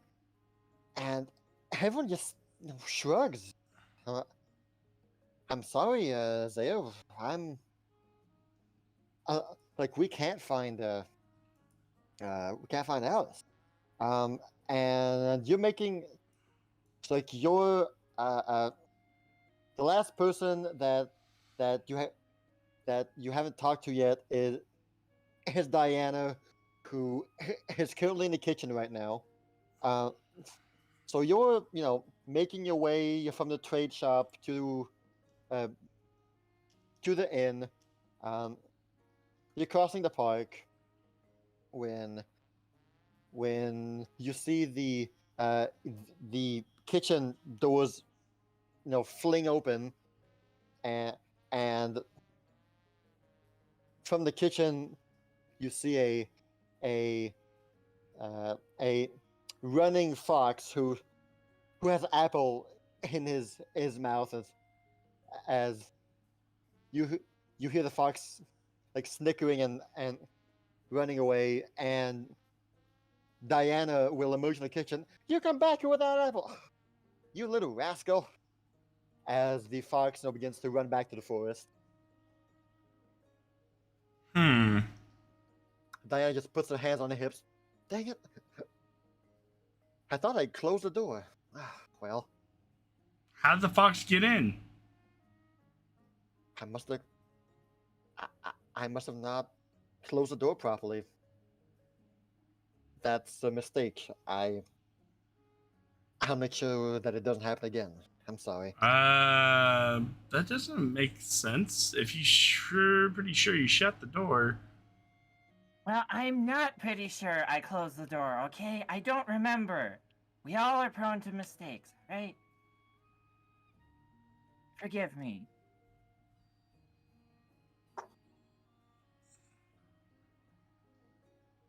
I'll make sure it doesn't happen again.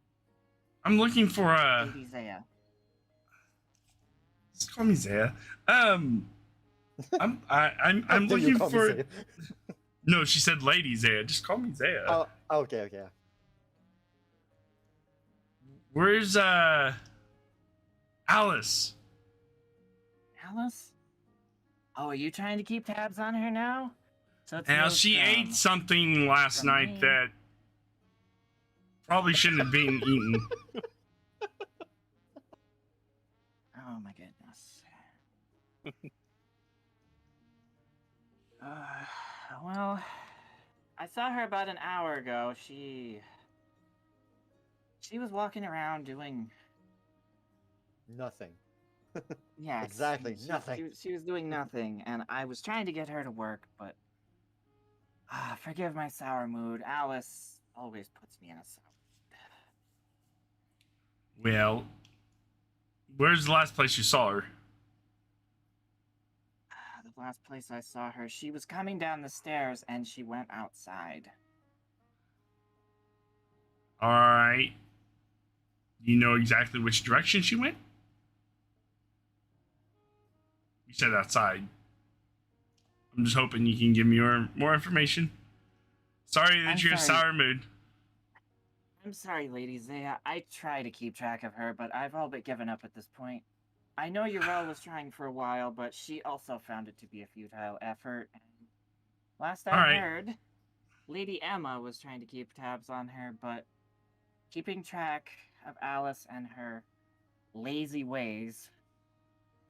You think she has a means to cover up her tracks? That's why it's so hard to find her?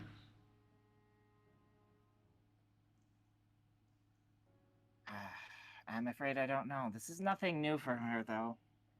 Well, I will try to track her. She did this back at the mansion, too.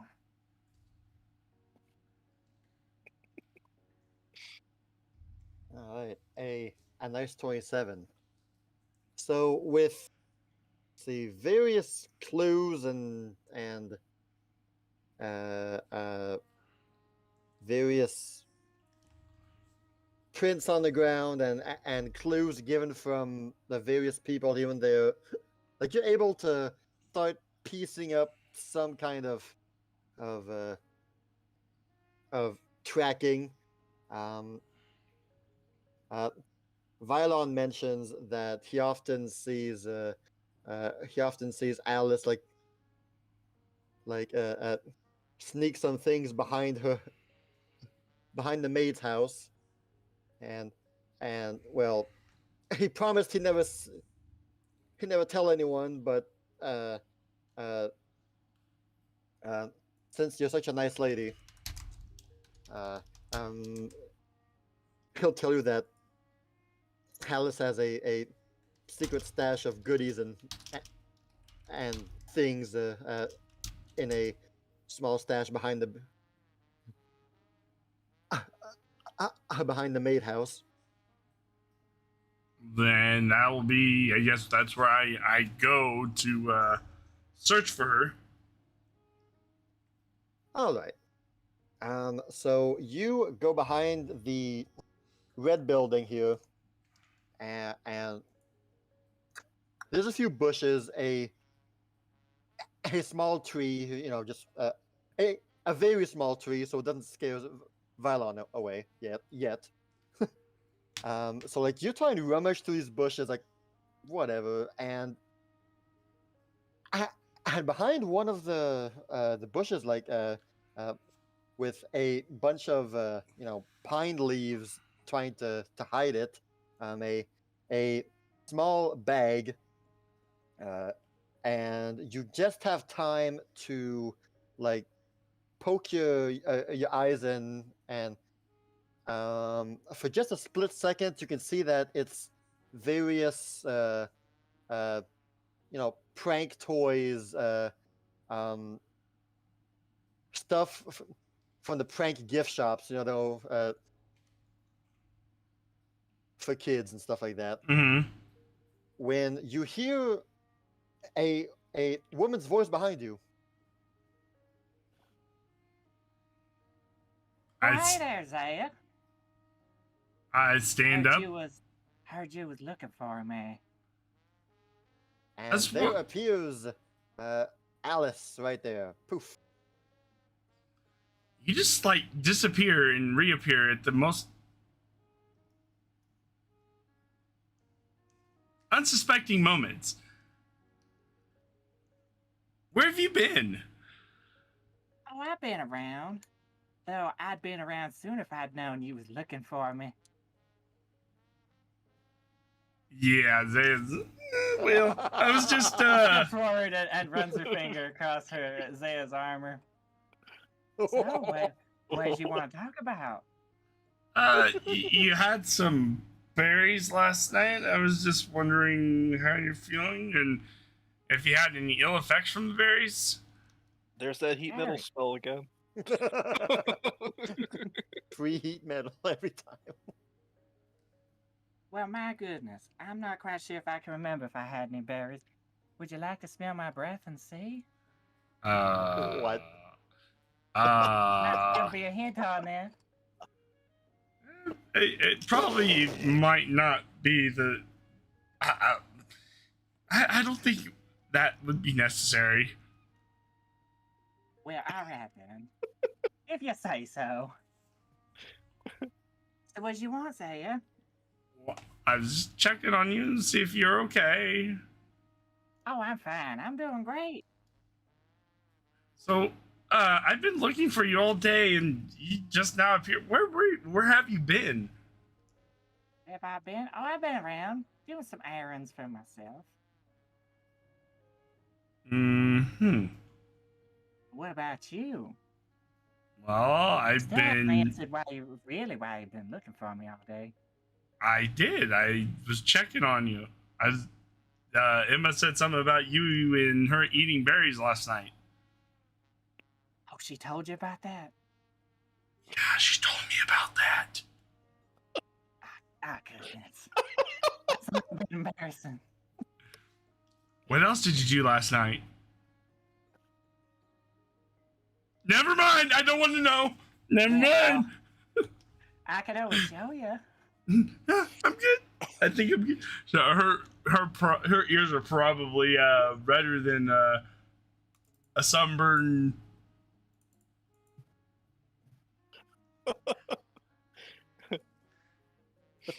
You can see that she's quite uncomfortable. Well, I can see you not having yourself the grandest time around me. I didn't say that. I'm just saying it's It's awkward. written all over your face. It's a shame though. If if you're looking for me tonight, you can find me out in the woods behind a tree. We can meet and we can hang out if you know what I mean. I mean, we could talk about how the days went. Is that what you're talking? She's totally oblivious. You sweet thing. Well, here, I managed to eat everything except this last one. She pulls out something pouch. Pulls out a little, one of those same little berries. You can have the last one. You can try it out for me. How about that? She winks. I see Milani never taught you about the birds and the bees. Don't be a stranger now, you hear? And then she walks off. The birds, yes, yes. You then hear behind the You hear behind the building Diana's voice. There you are, Alice. Come over here now. All right, all right. Diana, you come at the worst moments. You know that. I have to uphold my reputation after all. Now get over here. Zaya takes a deep breath before she walks back towards the group.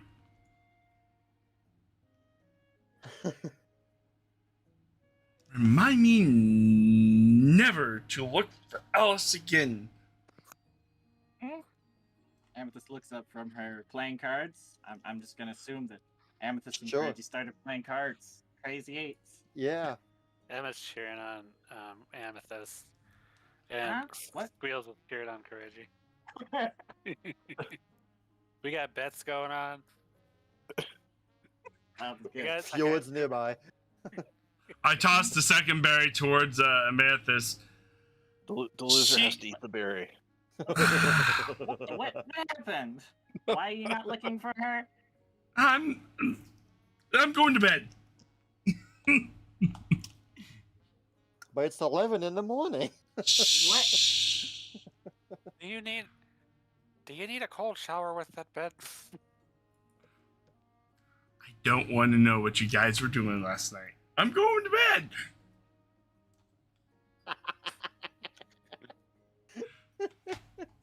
I don't know what she means by that, but okay.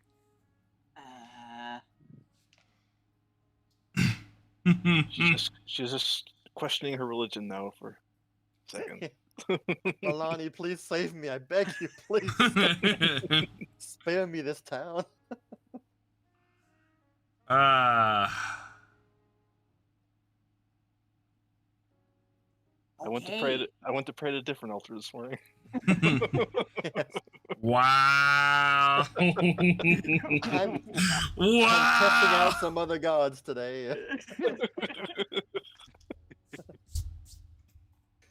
Anyway, Zaya will just like she's going to bed, then she's like, then goes to work on another piece of armor. She's flustered. Okay.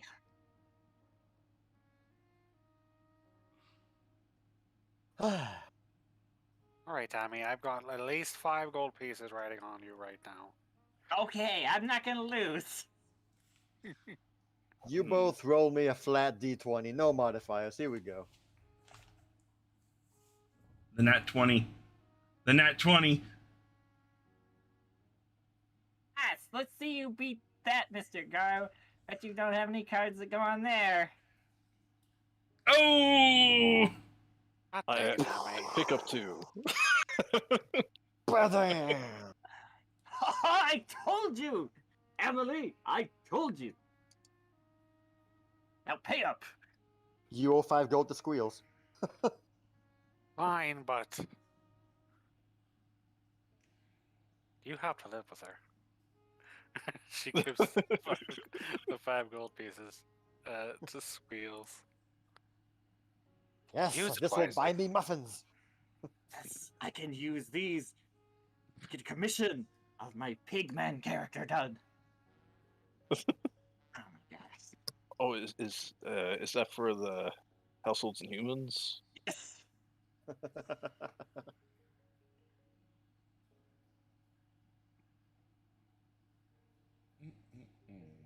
Excellent. No one's opposed.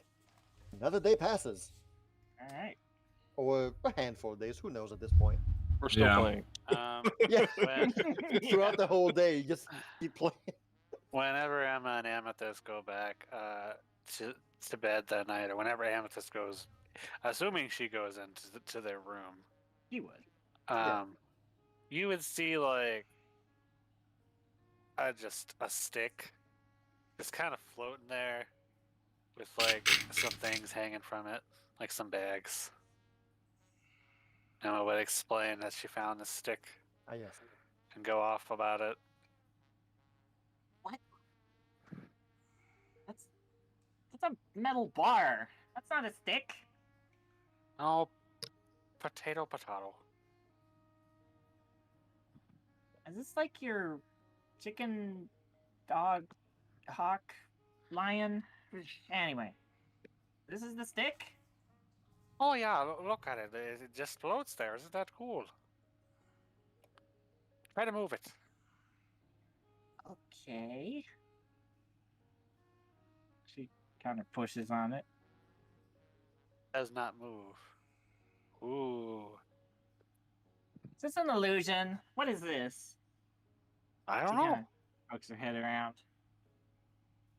It's a fancy pole. Where did you get this? I found it.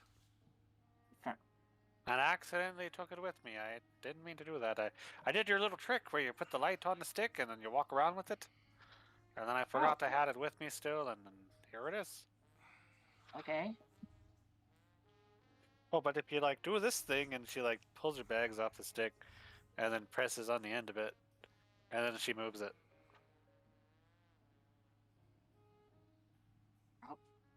Oh. Let's just... What does it do? Does it just float? I think it just floats. But check this out. And she pulls it like closer to the ground, and then presses on it again, and then she's like, "Go ahead, step on it."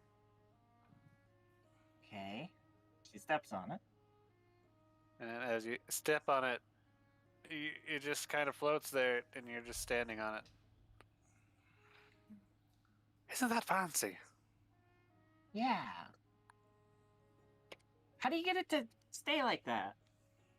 You just gotta press it on the end of it.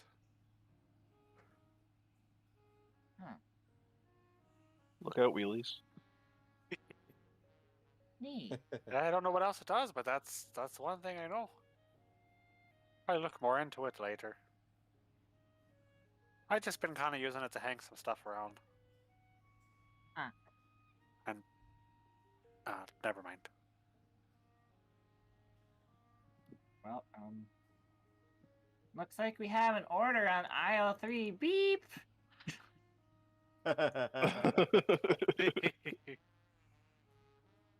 Alright, I think Arcana. Here we go.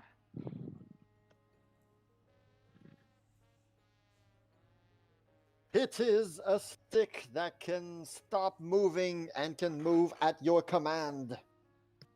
By the press of a button, it remains in place forever until you press it again to move it.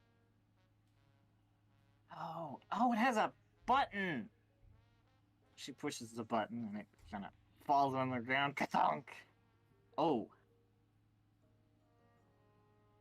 That's what that does. Right, that's the end of the stick. Ah, fancy, ain't it? Can even hold a person's weight. Or two people's weight. Really?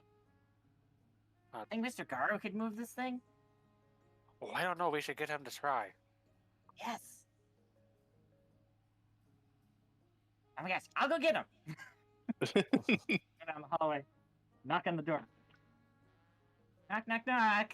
Mr. Garou. 1 second. And it just opens the door and just see a few crumbs in his mustache that he's trying to hide. Hey. And he's Evan, I need you to bare-chested. come do something. Come on, follow me. She grabs his hand. Oh, okay. Pulls on him. Come on. Goes into the room. Here! Emma, do the thing. Oh, yeah. She like pulls it up to about like waist height, and then presses it and lets it sit there. Okay, Kireji, we need you to swing this like a stick. Just like, okay. All right. What would I do for that if I'm going to do that? Just swing the stick, man. Just swing the stick. Bro, just swing the stick. I just hear Adachi's voice in the background. Just swing it. Bro. All right. I'm just gonna roll a d20. Okay.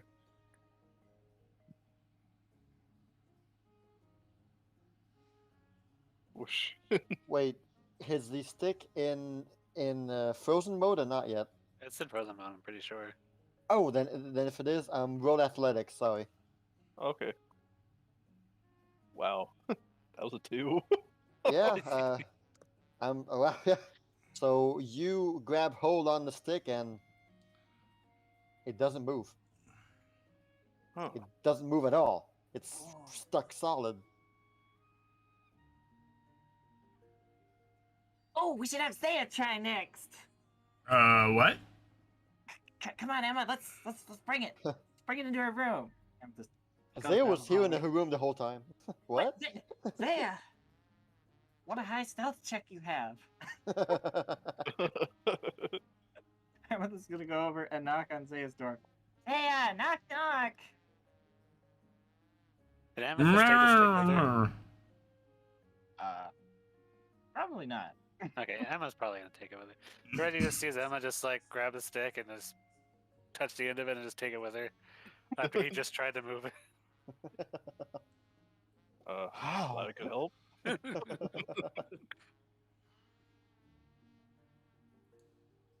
Yes. I kind of fall around, follow him around. Saya, we need you to do something. What? They, What did you need me to craft something? Need me to repair No. something? You use your strength and move this thing for us. Yeah, move the stick. I'm Emma's kinda afraid I'm like- too wimpy. Emma's gonna like put the stick against the wall and just Leaning press the against button. the wall and Yeah, freeze leaning it, against the yeah. wall. Okay, How so tall is strength this check or Athletics check. How tall is it? Don't make the same mistake I did. Hey. Well, you did better than Kireji. That's great. And yet, the stick refuses to budge. It doesn't move a single millimeter, a single micro inch. We both tried together. Maybe you could do it that way. why are we even trying this? What kind of stick is this? Know, but I don't It's know. really this- heavy, isn't it? Is it a Thor's It doesn't hammer? move. all right. Mjolnir. On the count of 3, we do this. 1, 2. All right, so Zaya and Kireji together are both holding on to. Okay, we got this. Here we go. 1, 2, 3. All right. So both of you are pulling together, and the stick does move. You two are able to to bring the stick towards you a bit, but as soon as you stop, pulling and let go, the stick returns. Well, it doesn't return, but I mean, it stays where you dropped it. I was wondering if it was gonna do something where it was playing us against the wall. No. Oh wow, they did it! I Whoa. didn't know that they could. That's crazy. Wow. What is this anyway? So the stick is now floating in midair. Not Emma moving. goes and touches the end of it and just plops it in her hands and just kind of like hits her hand like a one of those things that like teachers do. Yeah. And it's like, Okay. well, it's a stick that doesn't move most of the time. So it takes both of you to move it. Wow.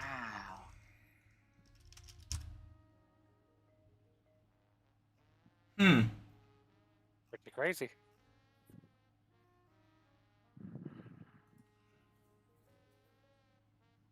That took a lot of effort. That took a lot of effort. Yeah, I was really trying there. Mm-hmm. Oh well. Yeah.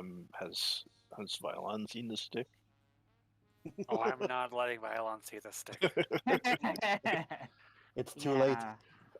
His head pokes out of the diplomat's pouch.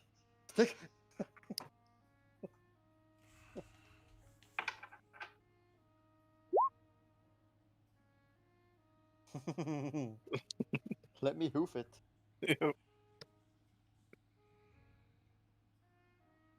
Ah, well, you have proven that the immovable rod can be moved a little bit. It's kind of like when the hammer moves slightly during the Avengers films. Exactly. That's why I was That trying to would've find the gif where friggin' Iron Man and his sidekick were trying to pull on Madrona together, and I couldn't find it. Well, We're not worthy yet. Exactly. need to be level 8.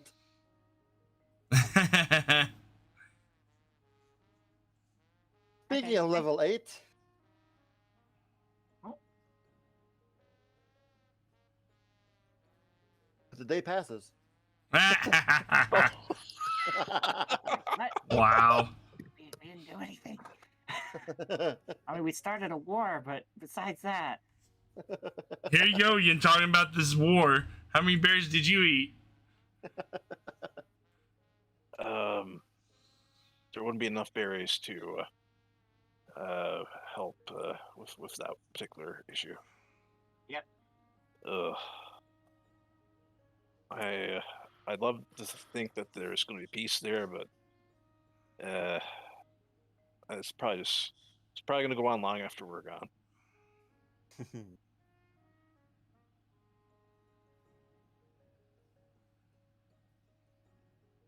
So we reach the end of the first week. This is where we are currently on a Saturday. Day begins as normal, as every other day has been so far. The first thing is that Fjord's gonna gather you all around and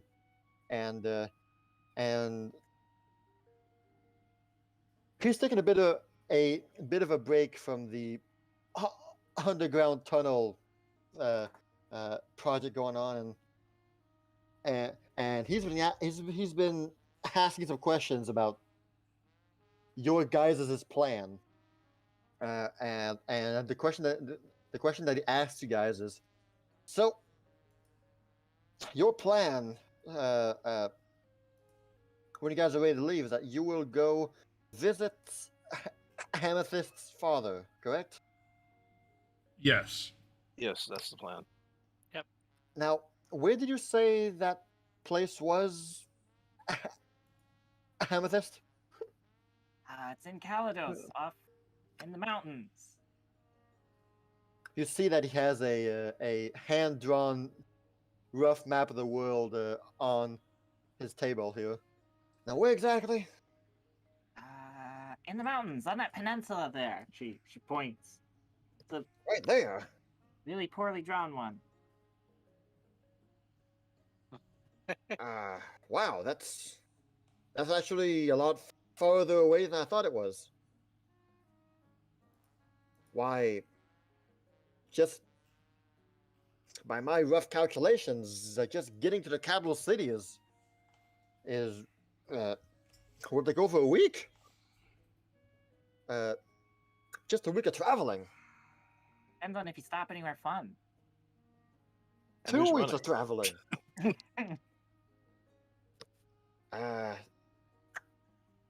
Do you guys think that we can permit such a? I mean, that's a long time to just be on the road.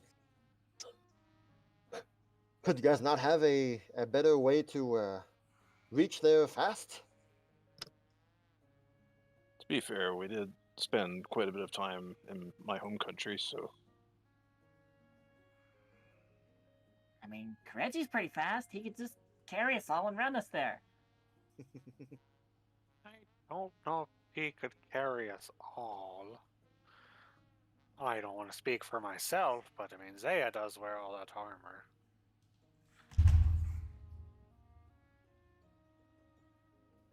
It'd be pretty hefty, a little awkward. And I mean, Finn's gonna be there too. I mean, Finn. I mean, dang, dude. Mm-mm. Yeah, Finn He's got huge. really fat while we were gone, weren't we? Man, Diana's cooking is just man. She's got it. Other people, never mind. Yeah. So I mean, what kind of ideas do you guys have for traveling? I mean, that means you guys are gonna have to, let's see, go north, go to Eastwall, follow the road all the way to Weavertown, and then go to Lowenar's Pass and Blint and the capital city, and then that's a very long voyage. Or we can just cut ask some straight through. questions about that. I mean, Oh. you danced for the king. Clearly, he set you up with some transportations, right? He gave you a nice pre-war convertible. We can always go to Eastwall and ask somebody to see if they can cast us a spell to get us there faster. A teleport spell.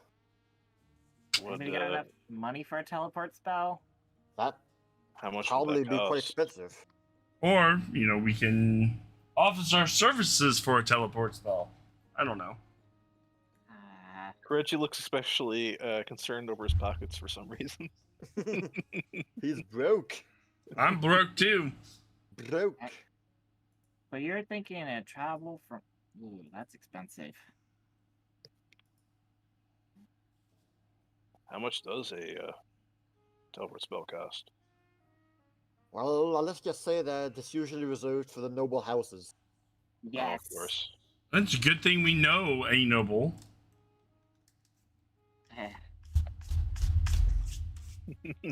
Amethyst. I would really And- prefer to not do this, but your aunt is in town. Right now? Wait, she's in town? Well, You look out the window. She's a hey. I mean, she's nearby. The window just. I don't know if begins to that- frost up. I don't even know if that's even better. I'll be right back. What do you mean she's nearby? How nearby? Did you see her today? I mean, she was here the other day. Urel would probably know more, but I you know, mean, actually, Urel knows a bit about teleporty magic too. wait, what? Yeah, she cast this. She just needed a circle, and then she cast this fancy spell. It was very cold, but Mhm. it got us there in one piece.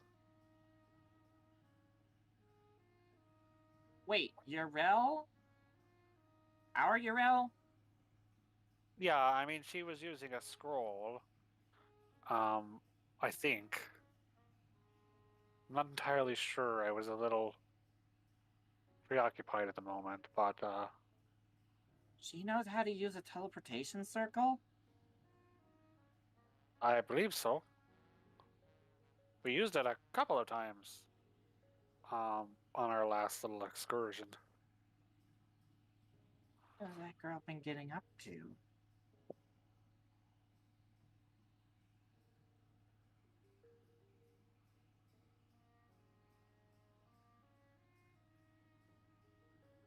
I think that might be worthy of some investigation, actually. Now, I don't exactly want to owe your aunt anything, so if we could avoid that route, that would be great. Maybe she could do it as a favor for, family. I don't want to be involved, but I'm letting you know that she's around. So that option is available to us. Wait, are you talking about my aunt? I thought you said Urel did teleportation. Yeah, but I don't think she can. I don't think she's mastered it yet.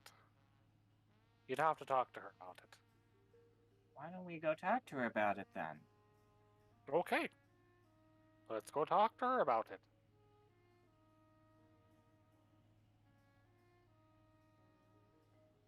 You knock on her office door that's just beside the Fjord's office, and you slide the door open, and you just see UL.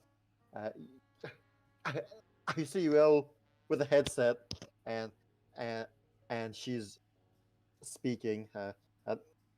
No, our village does not require your TurboTax services. Please, we are fine. Please take us off your mailing list. Thank you, and have a good day. Click. Ah, these spam calls, I swear. Sounds like you're having a rough day at the office. Oh! Oh, hello there. Sorry to interrupt you. Oh. No, it's good. I need I need a break. Anyway. Wow, you're all here. Well, hello. Hi. Hi. Hi. Morning. Or uh, afternoon, whatever time it is. to what do I owe the pleasure of the hand of Celestra gracing me in my office? Oh, Ah. Emma mentioned that you were sort of capable of casting a certain type of magic. Isn't that right, Emma? I mean, I believe so. I was talking about those circle thingies that you did. Or used. The circle thing. They got us back and forth between the flying islands. Ah, yes, the teleportations. Yes, certainly. Lady Elizabeth has provided me with a few scrolls that do allow me to perform the teleportation ritual. Yes.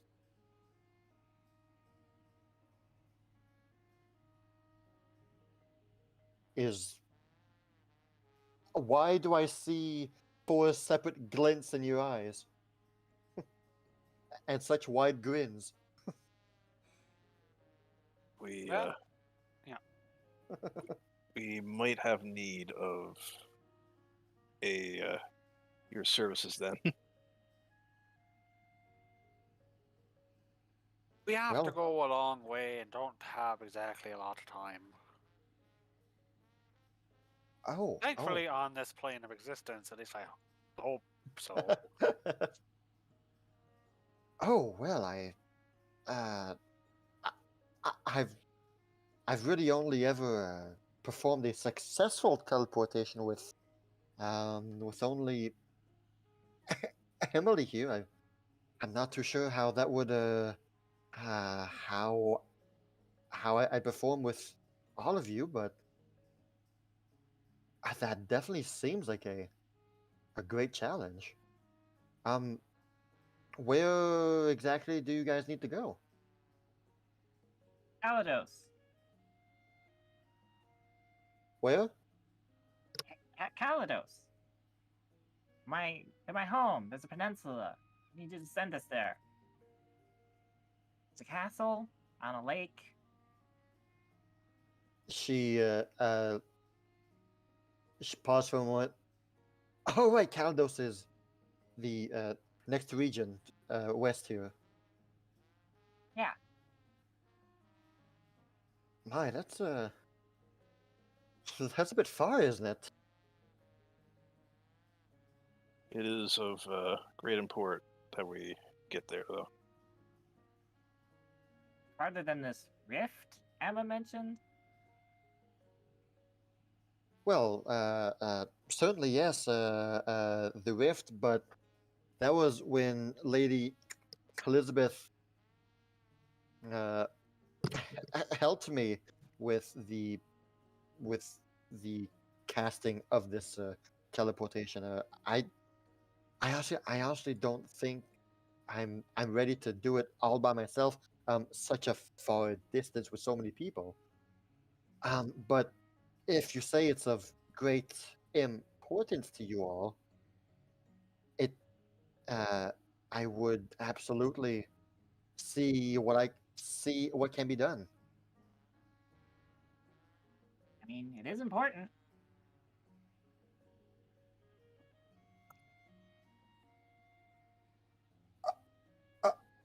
Well then, super. I will. Yeah, I will get back on you with that. I'll see what I can do about that. Thank you, Urel. Oh, this means so much to us. And she teleports us into a mountain. In the volcano. Oh, perfect! Kill 2 birds with 1 stone. And 4 party members. I go out Terminator style. I'll be back. Ami, Hasta la vista, baby. Ami, I just had an idea. If the whole volcano thing doesn't work out, what if we just put these like things in like different dimensions? Or pocket dimensions. I Kind guess. of like they already are, but You a make, little safer. I guess you make that sound so easy, though. Well, That's I mean, easier. Volcano. I said if the volcano doesn't work, it's just something to think about. Okay. Yeah. Plan J or whatever we're on now.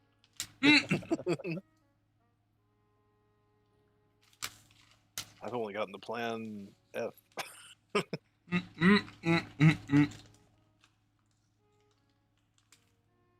Finn immediately bursts through the door. Hana!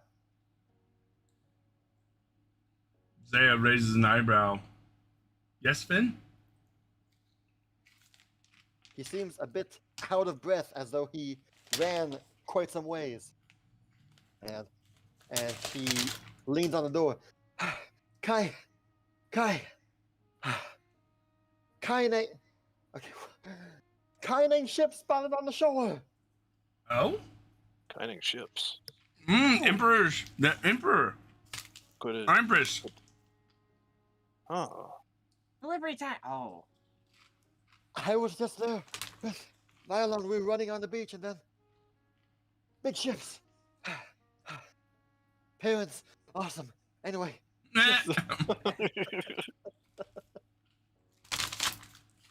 He did the line. he said the word. Do the roar. Exactly. Do it wrong.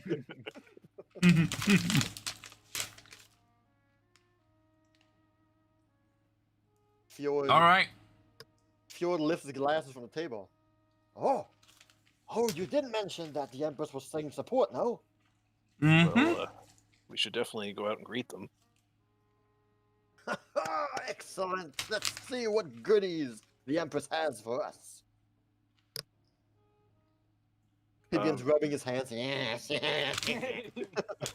Money. Yes, let's. Hey, Kireji points out the window. Is no one going to talk about that moon up there? Wait. Zaya, the wall.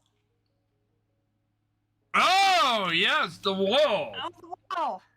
The wall? The wall. Oh, well, yes. Oh, I'm excited.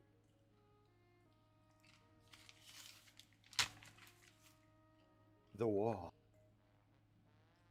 Oh, wow. I ponder it inquisitively for a moment, shrug, and just go roll with it. Come on. Let's go. Everyone except Zay and Amethyst just I go to the sky. The wall.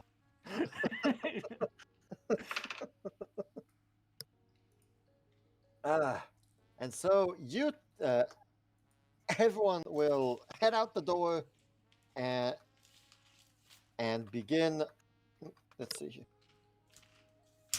And begin making their way to the eastern side of the village over here. Sorry, text.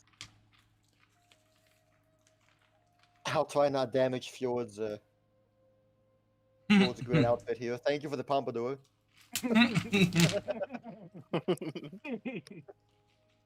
I mean, he looks good. I'm not gonna lie. He looks great.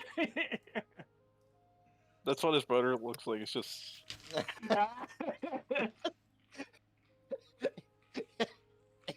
It's evil Fjord, you know. What's up, losers? You know. He's smoking a cigarette this time. And from near the stables, you peer in the distance and you're able to see carts and wagons being pulled on the horizon and rolling towards your village of Celestra. A small handful of people are carrying these carts and whatnot. And yeah, so large carts full of various materials of building materials and whatnot, full of goodies. There were about 4 wagonfuls of items that are being hauled towards Celestra. See here. Yay!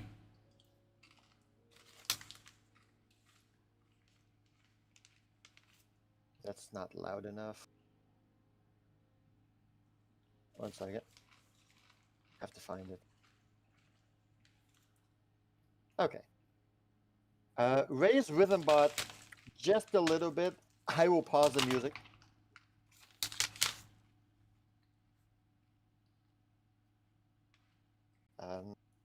Let me see if I can. Oh, clear. Okay, good. The queue is cleared. The only video that the only music that I found for this is it's kind of low. Okay, so it takes a few minutes, but the wagons make their way to the edge of Celestra, and yes, they are wagons of Kainengi's make, and the people carrying them are obviously from Kaineng as well. And so, at the helm of these 4 wagons is none other than yep, the Raven Lord. Adachi, yes. The sailing on the SS Bra.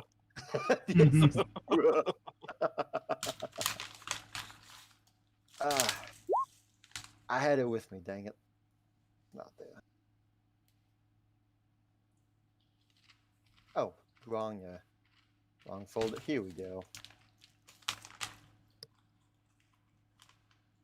The man at the front of the convoy bangs his fist on his chest as a welcome to you and says, "Former Captain Anju, at your service." Former captain? Former Royal Guard of the Empress Anju, at your service. Why former?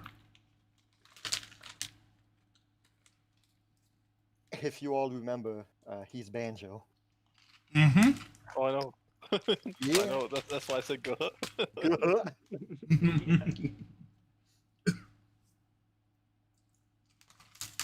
We have delivered, as was promised, along with the Her Royal Empress's blessings. We have brought our support to lend aid for for the village of Celestra in to assist with the Grey Malady. He speaks very formally, very serious tone. Fjord, I think more houses are needed.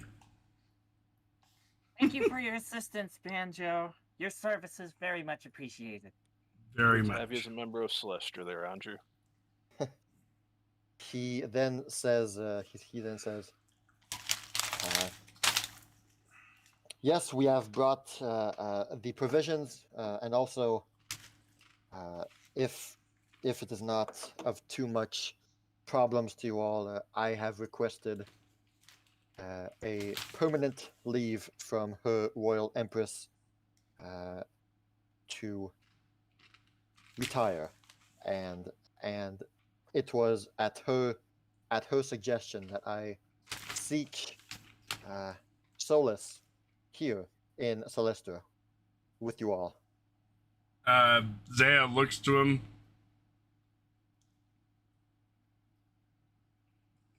Though the town of Celestra might not be the best retirement spot. You'll certainly not die of boredom, that's for sure.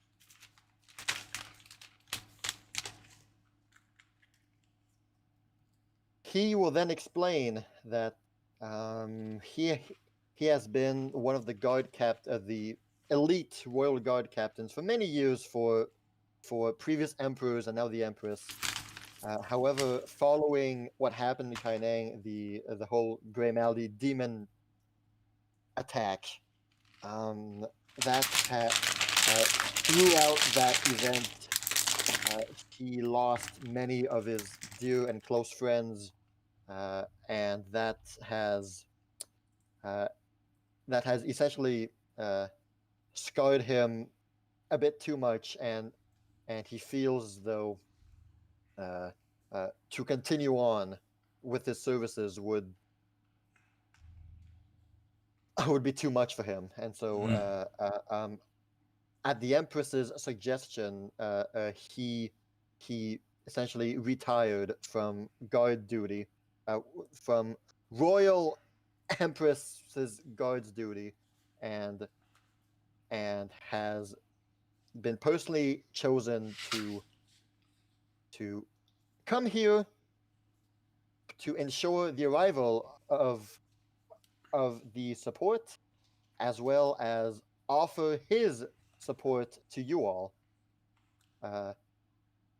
Though he is a bit older now,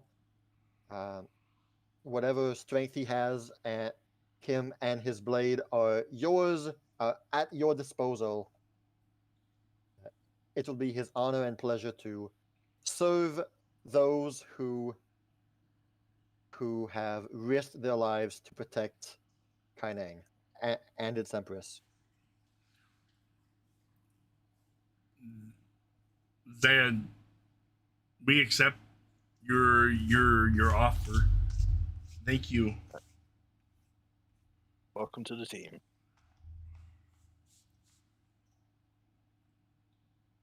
You just have unlocked a brand new NPC! Yay! Yes. Banjo, yeah!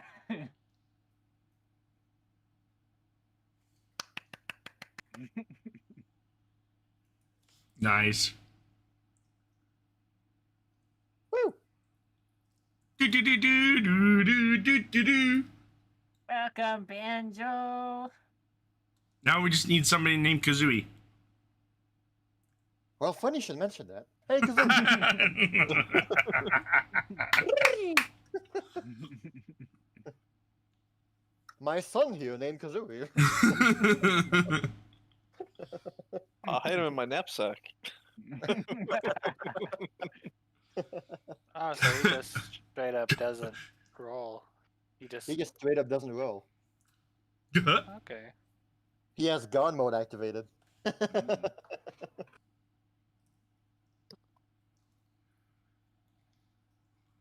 All right. Well, that's definitely on the top of the list to build. More houses. Oh yes, he mentions that he brings with him 5,000 gold in building materials worth of gold. And the Empress sends her greatest blessings and 5,000 points, The Empress sends her building points. regards. Yay! A knife appears behind Emma's back. The Empress sends her regards. So Fjord just says, "Oh, oh, fantastic! Well.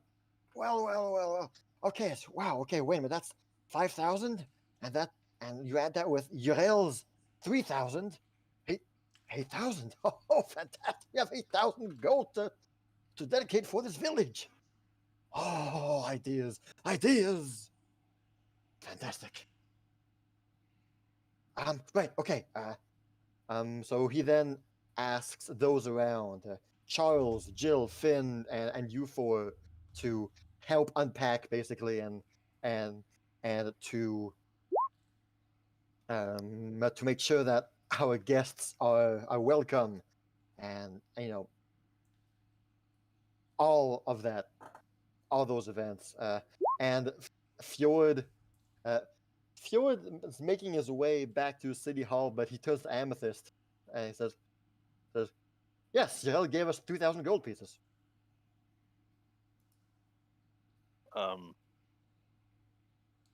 Three, three zeros behind that first number. 3 and 3 zeros. Yes. Where did she get? Honestly, probably your aunt. That woman's loaded. Well, Hmm. yeah, but Kireji looks just as emaciated as his pockets right now. but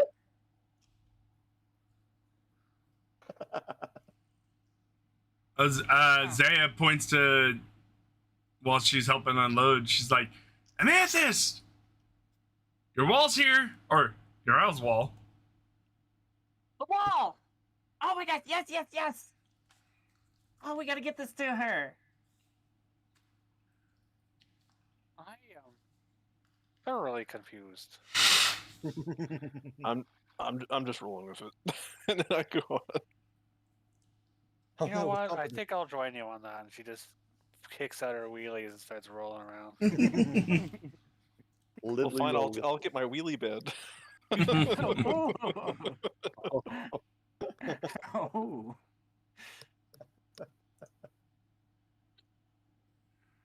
Wow. Yes, there is a inflatable and foldable wall there. We have a picture of the wall. Let's see, Hadrian's wall here. Ha! I don't have a picture of the wall, no. Hasn't been built yet. Yeah, exactly. There's a small tag that sticks out from one of the wagons. Some assembly required. So Not there's a silly. bunch of Kaining soldier or people here, right? Oh, there's just a small handful. Okay. Uh, just enough to push the carts, and the others are still by the ship. All right.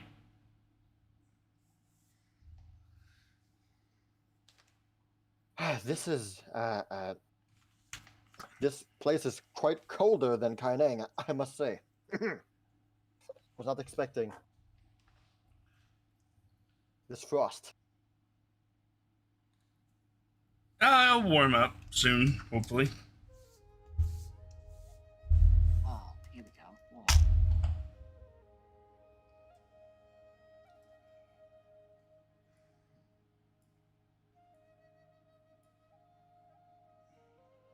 Here we go. This is probably not exactly what it looks like, but for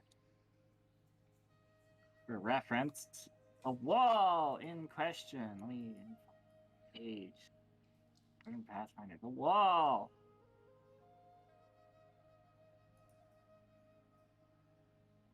Yes, that wall. Absolutely. That is among the wagons. You're right. Oh, that. Wow. I forgot about that. I'm sorry. Thank you for reminding me. So even Kevin was like, Wait. "What wall are you talking about?"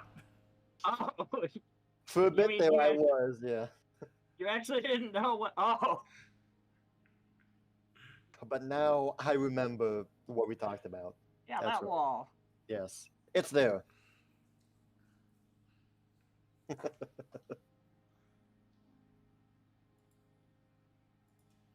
Wow. It's really nice. Had the Empress imported special from Northern Kaining. Wow, that doesn't come cheap. Well, she does owe us.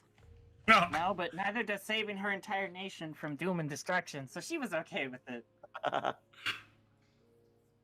Dust off her so shoulder. while you guys are helping to unload and look at the goodies, you hear a woman's voice behind you saying, "Well, I didn't know Fjord had an extra delivery on tall, strong men, but I won't refuse this."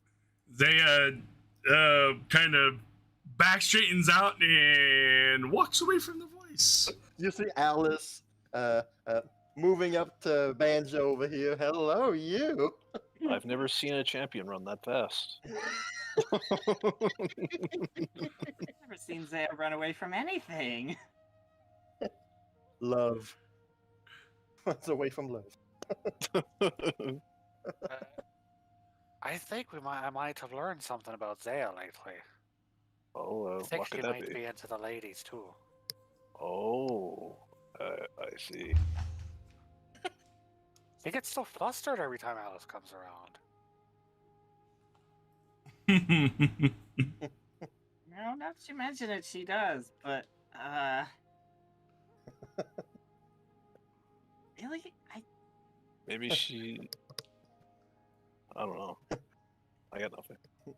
Alice sees Zaya run away. She and just calls out to Zaya, "I'll let you off the hook today. I have someone else to talk to." And she steps a little bit faster. No. She seems to be running away pretty fast. Oh, she's gonna get it when I get when I catch up to her. Banjo just says, "Je ne parle pas anglais. Sorry. I do not speak common. Sorry." Oh, that's okay. I know how to speak a language that everybody understands. We must run away. I feel my strength return. I will go back to be a guardsman now. Bye bye. I shall go and do the gallop away. I fought in your general direction.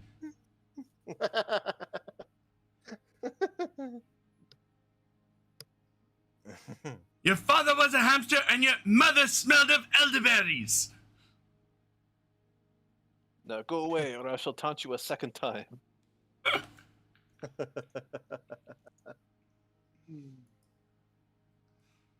Awesome. So with that event done, the next thing that Fjord, in the coming hours, once Banjo Andrew is settled and the materials are stored, somewhere safe. Fjord will, of course, mosey you on over here at the building table, and says, "Well, this is fantastic. We've got 8,000 gold. We have enough building points for 8,000 gold." He once again asks for your support on deciding what comes next for Celestra.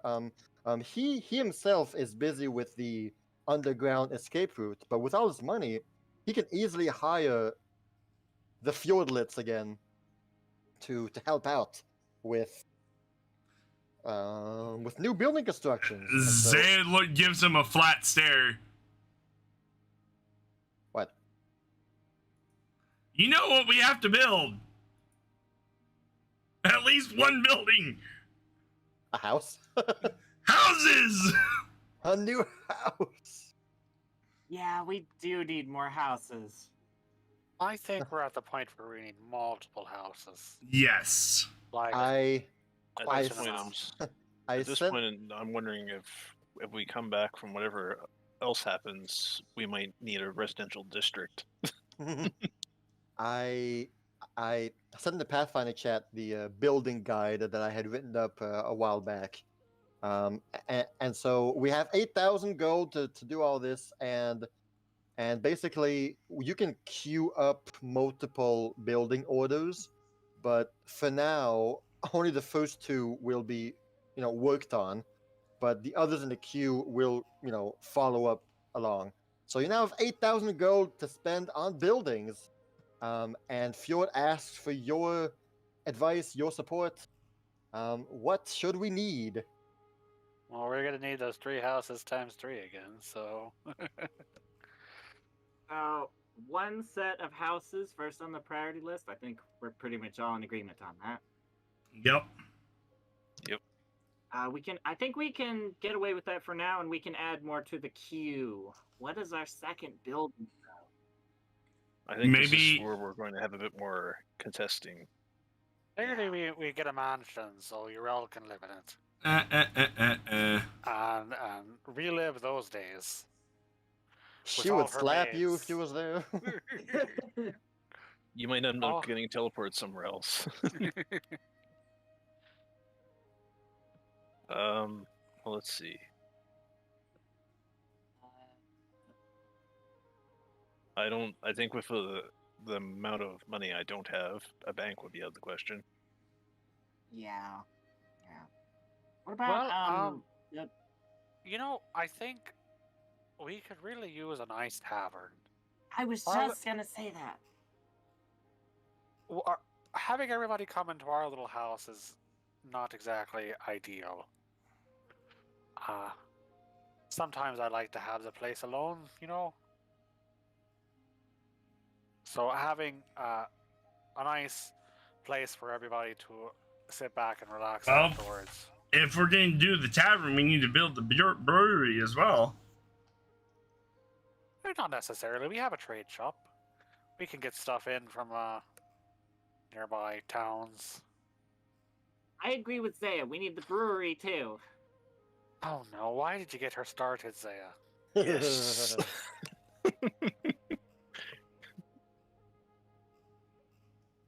After all, what's a good tavern without some local drinks, huh? Exactly. Crazy goes and puts on his suit minus the jacket and like pretends he's a bartender. It's like, so. I What's a think menagerie? I think A menagerie is basically a place to hold animals, I believe. it's a zoo. Basically. Yes. Well, the actual definition on Google is a collection of wild animals kept in captivity for exhibition. I mean, yeah, that's a menagerie. So tavern, second building. Tavern, second building, brewery, How much third is building. How much are both of those? I think there's 1,000 piece. Tavern's 1,000, and the brewery I think was 500. 500. Okay, 500. Oh, So that's a steal. 2,500 so far with the houses, tavern, brewery. We need. Then we'll queue the more houses, and I think we need a foundry or a. Oh, the brewery, the tavern expansion. Okay, Yeah, Yeah. we have to have the tavern first. or a smithy.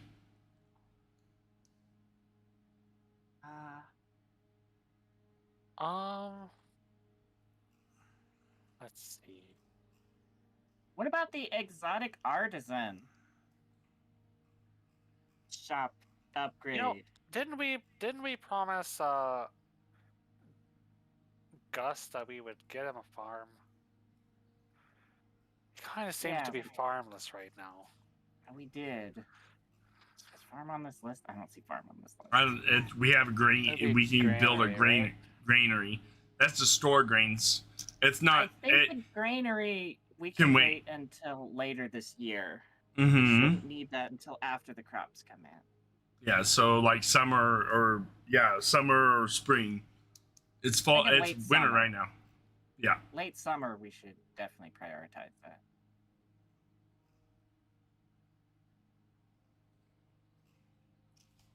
If that's a good So- idea. So, We also. What so about the watchtowers? would be good. Watchtower would be good, yes. Watchtower, I agree. Definitely agree. Can watchtower and brewery be queued at the same time? I don't know. If you have the money for it, you can queue up as much as you want. Well, I meant The- be worked on as at the same time since they're not as Ah. extensive as. Well, the first two buildings in the queue are going to be worked on first, and I mean, sure, there's some buildings that won't take as much time to build as others, for sure. Mhm. Granted, like the castle might take a bit longer than. We're not worried about a castle yet, Thank you. but that And it's arena, like- was looking mighty fine. Oh, Oh, you just want to see people fight each other. yeah. No, You want to it's a throw Finn in it's a there. training ground. That's what we're gonna call it. Well, why don't you just build a military academy then? See, that's something I feel would be very useful, considering that's, something we should be considering to defend our. Well, Yeah. Okay, hold on. So far, we have spent 3,000 gold pieces on what we've queued up so far. and that leaves us with 5,000. 5,000. So we could do a military academy and then maybe a garrison for the. I would argue perhaps also going through with a magical academy. True, but we need a tower first. What about the tower? I think yeah. we need a tower. Okay, well, What is the perhaps the magic tower. Perhaps the tower will go first then. Oh, right. This has nothing to do with what y'all are talking about. I just remembered. Since we have like a broken wizard's tower, when you guys decide to make the caster tower, that will be at a increased speed because the base is already there, kind of. Mm-hmm. The foundations are already laid out for the wizard's tower. But carry on. All right, so We need a caster tower. we'll need to throw in some more houses at some point too. So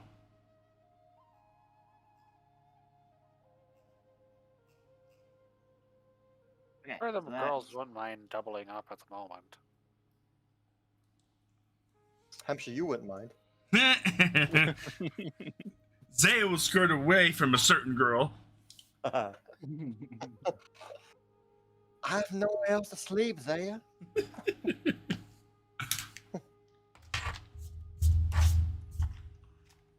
Diana tossed me out of a room tonight. Yeah, she tossed me out, and first person I thought of was you, because you always seem to be glowing with some sort of hate every time you're around me, so I figured you'd be nice and warm. And the Anyway. snuggle.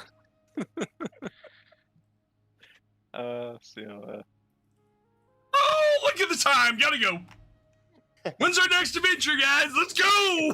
Well, teleport now. You're out of me out of here. Get me out of here. Get me out Do of we? So we have a trade house, right? A trade shop. Yes, we have Yes. a trade shop. Now, does that doubling as a magic shop too, or do we have a magic shop now? What is Hitomi's little store considered? Yeah. I Part think of the trade Hitomi shop? I think Hitomi can be considered as a you know, she has a Blessing. trade shop, but she herself dabbles in magical upgrades here and there. Okay, so she's not an actual magic shop then. What do you think, Dean? She is your NPC after all. I mean, she doesn't straight up sell magic items. Right, she does not. I would toss her more under exotic artisan. There you go. Exotic artisan would be more what she is. You're right.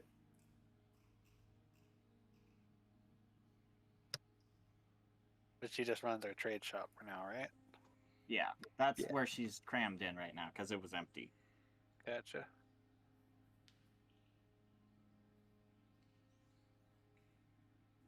Gotcha. Okay. I just realized the dump raises morale and reputation. I mean, why wouldn't it? Of course it does.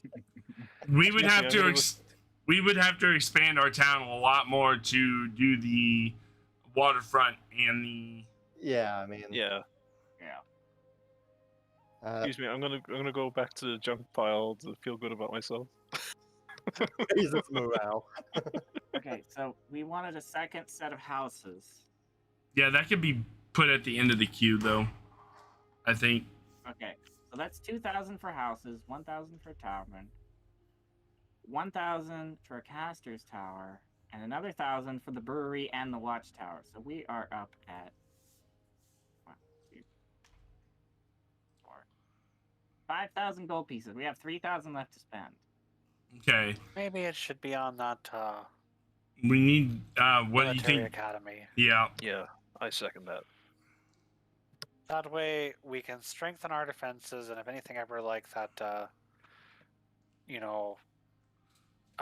Raymond Hart situation happens again, we'll have people here that can take care of it.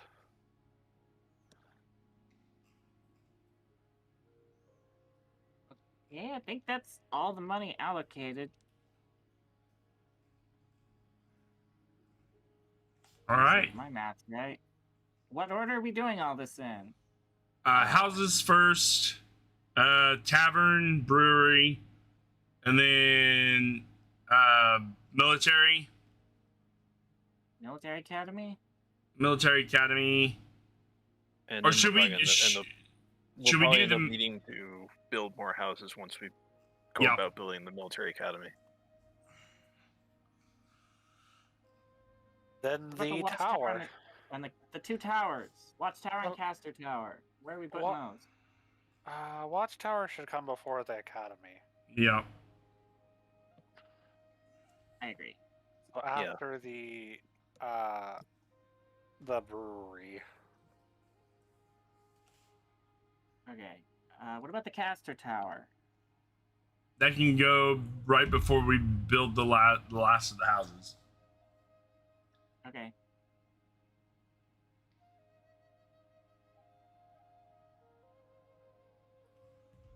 So, if I'm not mistaken, our queue should look something like this.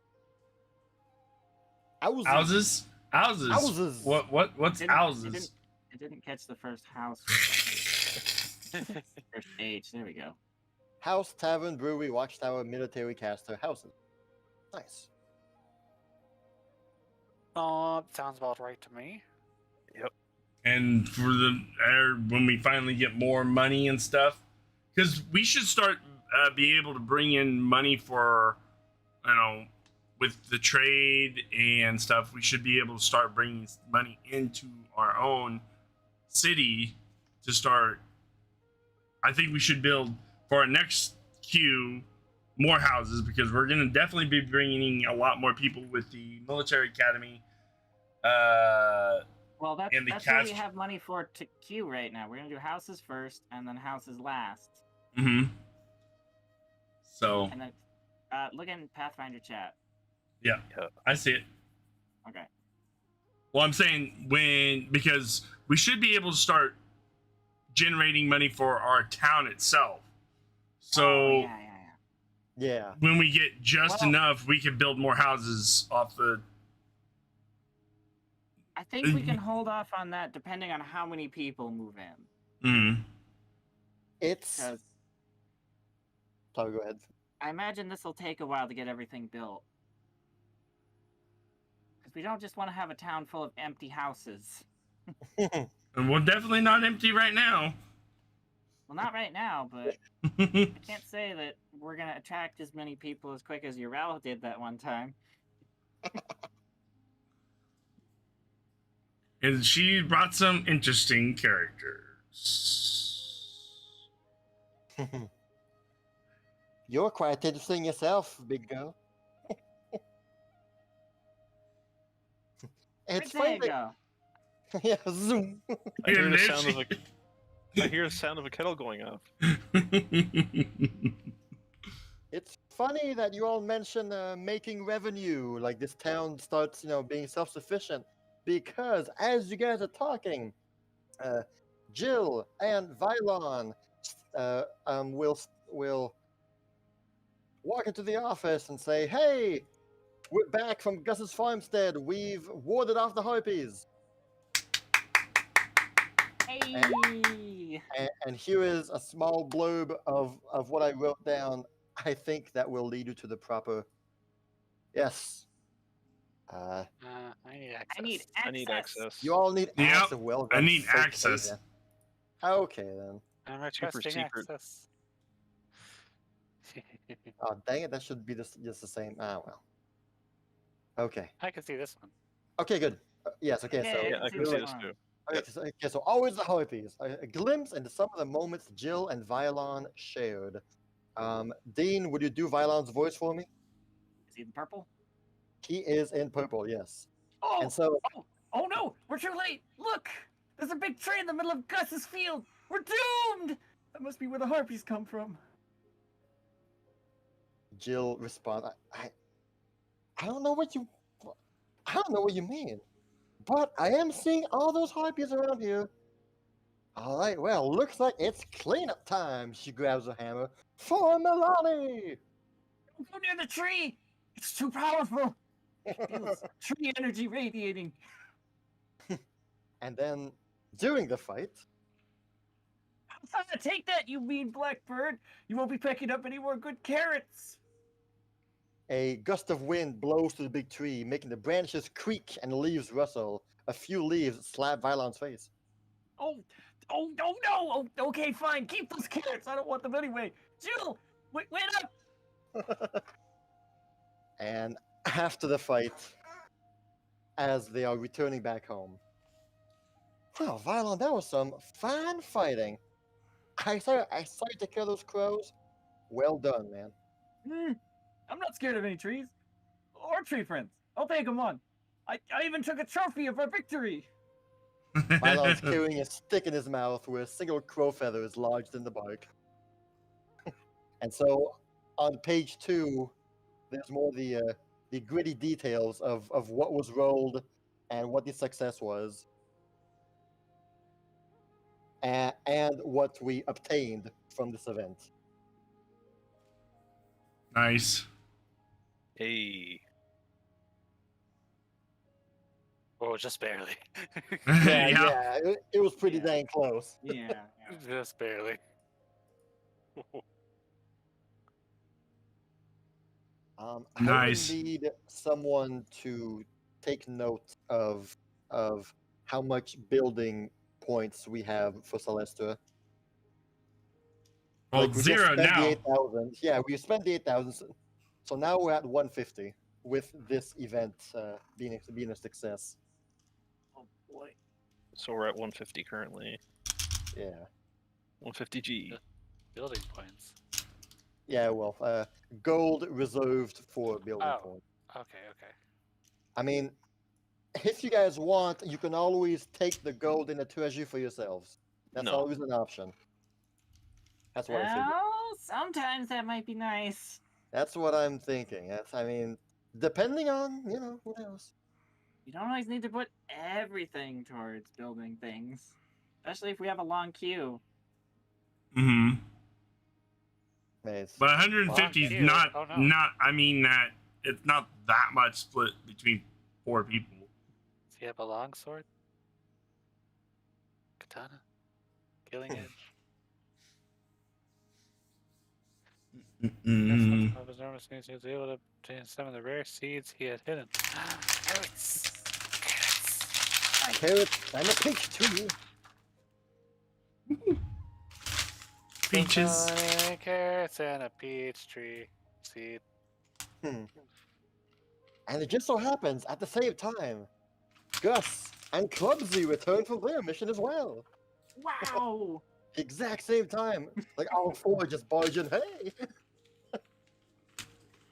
And they've completed their mission.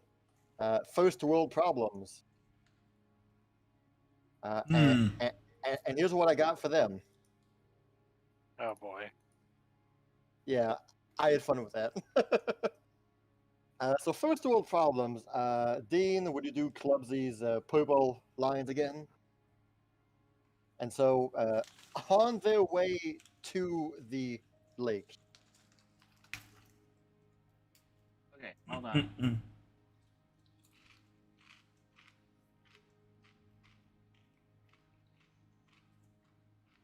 Okay, where am I going? Where am I going? Oh, Celestra, okay.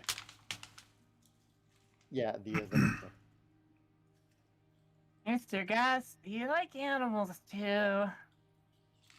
Oh, not that much.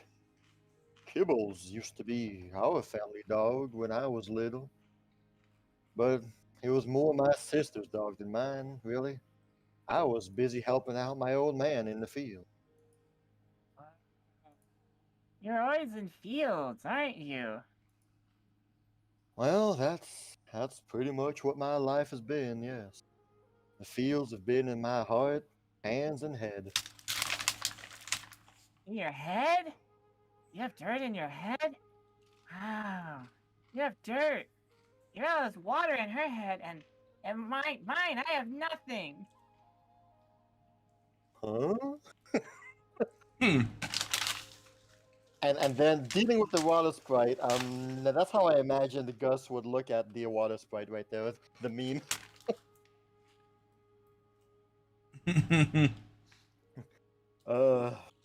I don't really know what to say, but you're bothering the water for our village.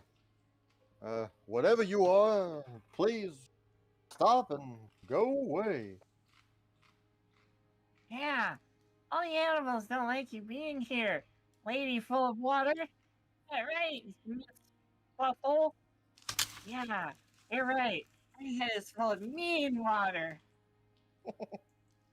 And now they're returning home, both of them drenched in water, all the animals scattered away.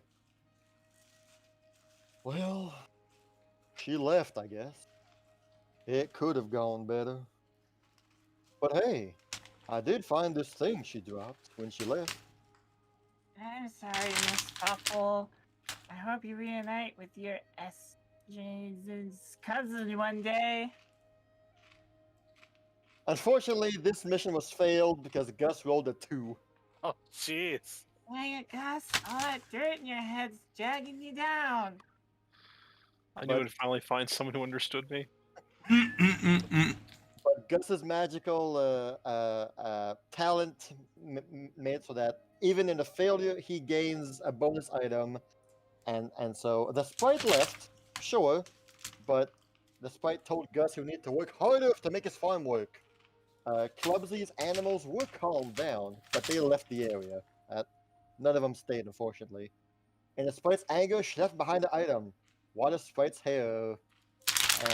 And the description is listed there. So Gus hands you 4 this item.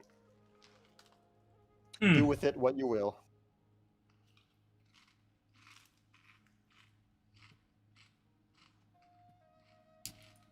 That's definitely going to come in handy.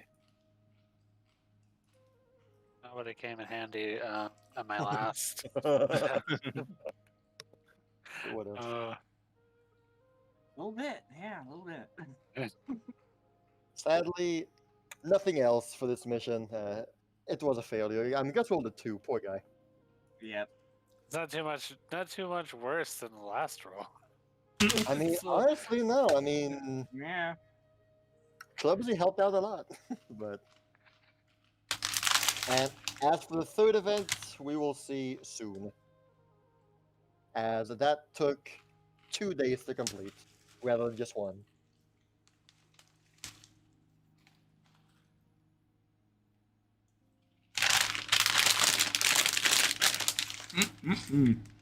Well, Ray, must you leave? Or can we do one last thing? I got like another 18 minutes maybe.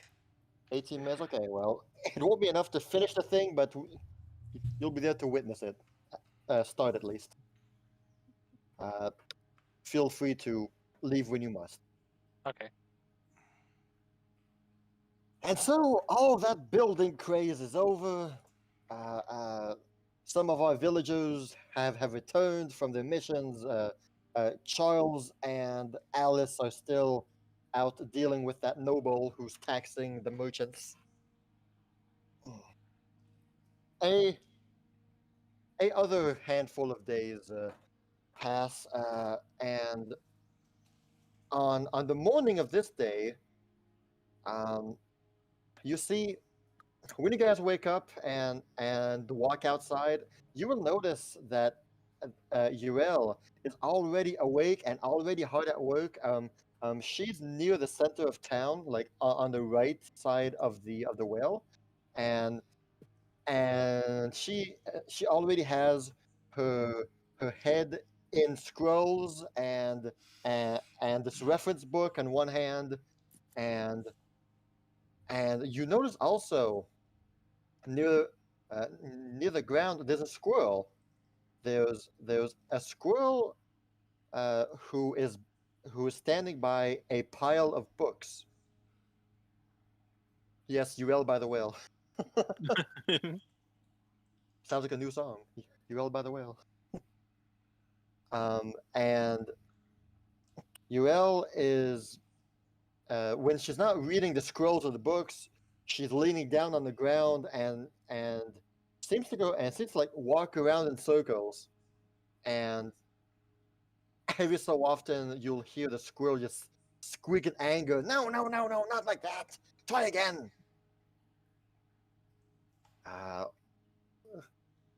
To which we'll be trying again.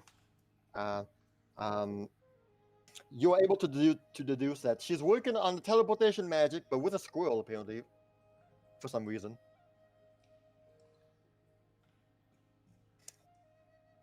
And so that is on their way. Emma wants to approach the squirrel.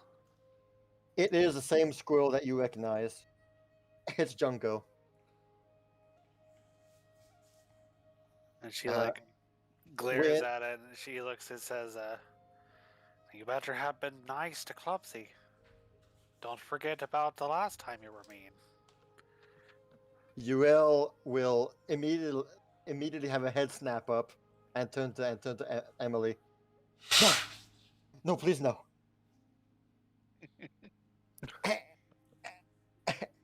Emily, please not this time. Please don't do anything, Junko. Please. I won't. Thank you. Thank you. You At least scared not me. until after the circle's drawn. You scared me, Emily. It's very important that Junko helps me with this. This is your teleportation magic after all. And we don't want him being mad at you while drawing the circle. Understood. Thank you, Emily. Thank you. The afternoon progresses, and now we're about 2 in the afternoon. You all are doing your various things. Zaya and Finn are busy sparring right now. Finn wants some practice in fighting. He has his one-handed short sword and mass delete. Sorry, guys. Bloop. Oops, all gone. We saved the moon. The moon got pushed back somehow. It's by Gus's laser eyes, of course. That's a That's actually his eyeballs because he heard that more harpies were here.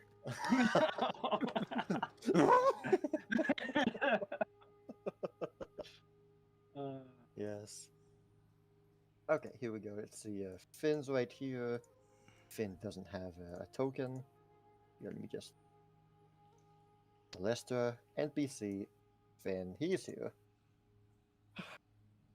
Alright, so both of you are mock sparring. You with his shielded Morningstar, Finn with his short sword, and of course the way he fights is more, dexterous, agile. He's rolling around more. He's based more on speed and basically thievery attacks, like sneak attacks and that kind of thing. So you two are busy fighting. And while you two are catching a breather, a booming voice resonates behind Zaya. And Kingdom Celestra Zaya, you have been chosen.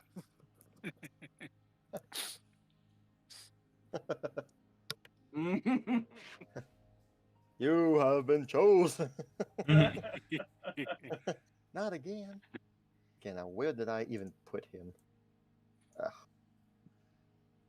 I have so many Roll20 folders that I forget where my stuff is. Feel your pain. I feel Thank your you. pain. I know I added him today. Where the heck did I put him? Okay, he's not there. Here, let me just re-upload him. Why not? Man. So much stuff. You would see our folders. It's crap ton of stuff. Yes. So many things. You hear, Elatia! Ears perk up and turn around. Your mentor, Mal, is standing in the center of town by the well. He's definitely level 20. A two-handed greatsword wielded with one hand. In full blue regalia armor. Out of nowhere, he is there before you. Yatch. She. And as you turn around to see him and gasp, oh my gosh, it's him. He immediately crouches down and assumes a battle stance. Prepare yourself! What? Roll initiative.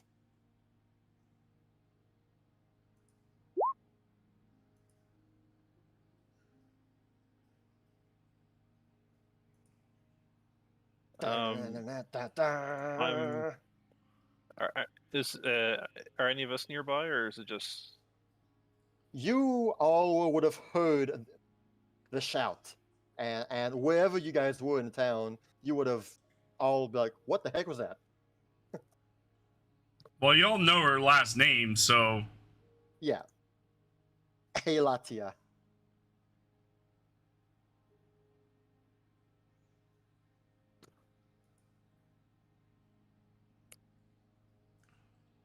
Sweet.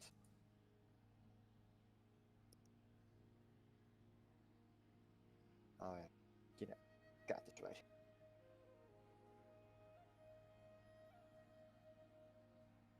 We can go away with this. Master Mal.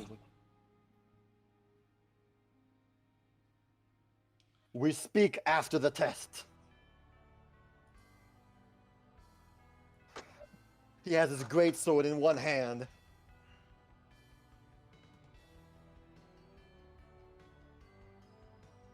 And so he will not give you a grace moment, a moment of grace. He begins rushing towards you with the poise of a master swordsman, a master champion of Milani. He makes his way, not betraying his intentions, with his muscles moving in a way that you have a hard time telling what he's about to do. And though as he's approaching, you notice a familiar glow of magic on his weapon. His weapon has been bluntified to prevent lethal damage. And you look at your weapon, and it's the same thing. You both have entered training weapon mode in a way.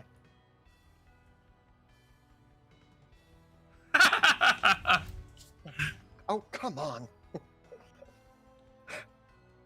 I was just about to eat my berries, Ami. He swings his sword at you, whatcha? With a 32. Oh, that hits. Oh, yeah.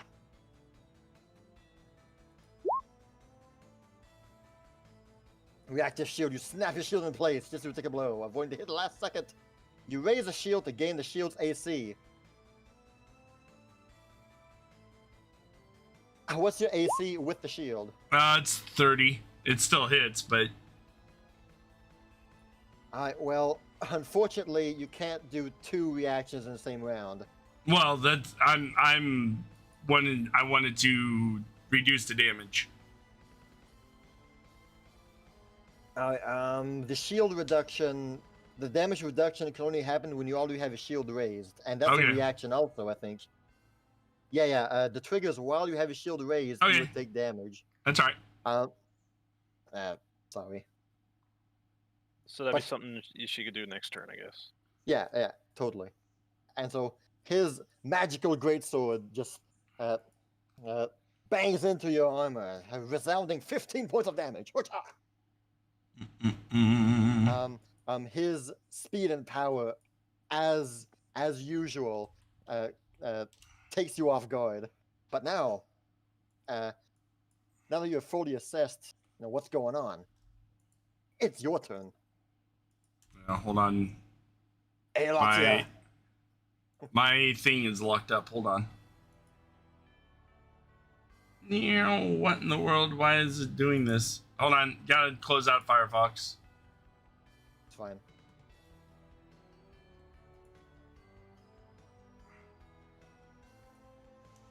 Whee! Finn, at the sight of this, he takes a few steps back and just, mouth wide open. He's just amazed at what he's seeing right now. This large man with an imposing weapon and beautiful armor just rushes up to Zaya and begins challenging her, begins fighting with her. Finn's gonna step in and get clocked. Finn knows better, I think. Finn's like, I'll help you with my flimsy short sword. Hiya! She grits her Could've swore that teeth was gonna work. and Ooh, that hits. Very nice. A solid 18. Wha-bam!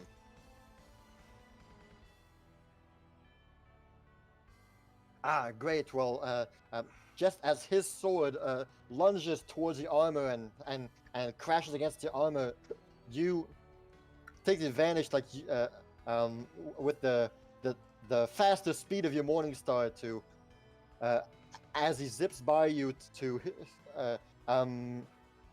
whack a hit on his exposed back, as he quickly turns back around and faces you again.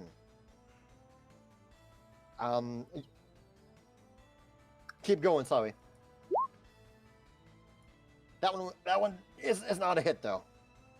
and I bring my shield You can up. see him just brush your Morningstar. He bats your Morningstar away with his greatsword again with one hand. And you raise the Master shield. Mal. Okay. It's good to see that you're able to fight. Again. Show me Milani's power. and this time, you see him spin around with a sweeping strike. A sweeping strike that is aimed towards the legs. No. Oh, that's a miss this time. Okay. But with the momentum of his spin around, he takes one step back, and you see him hunch down. His greatsword is now like his greatsword is hovering. It's not hovering. It's above him, and his greatsword is covering his face. Roll me a perception. Mm. All right. You notice that this move is something that he's often done against you, but he's done so many different techniques and moves that right now, on the spot, you're not able to remember what that pose means. You know that he's readying an action against you, but what was it exactly? In the heat of the moment, you're not able to remember. And it's your turn. Mm-mm.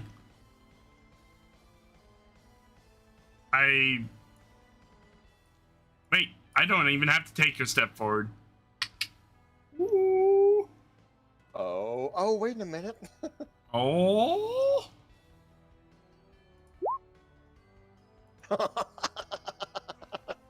Dude, the gloves. Yes. All right, that's true. Go ahead. No! Way to go. Boom.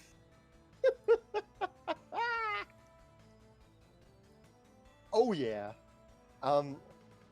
You don't finish him off or anything, but show me how the attack does. Like, what do you do to strike him a solid blow against him? Like you see him, he's hunched down, ready for your attack, but he wasn't expecting that. I go for his knees so knock him off balance.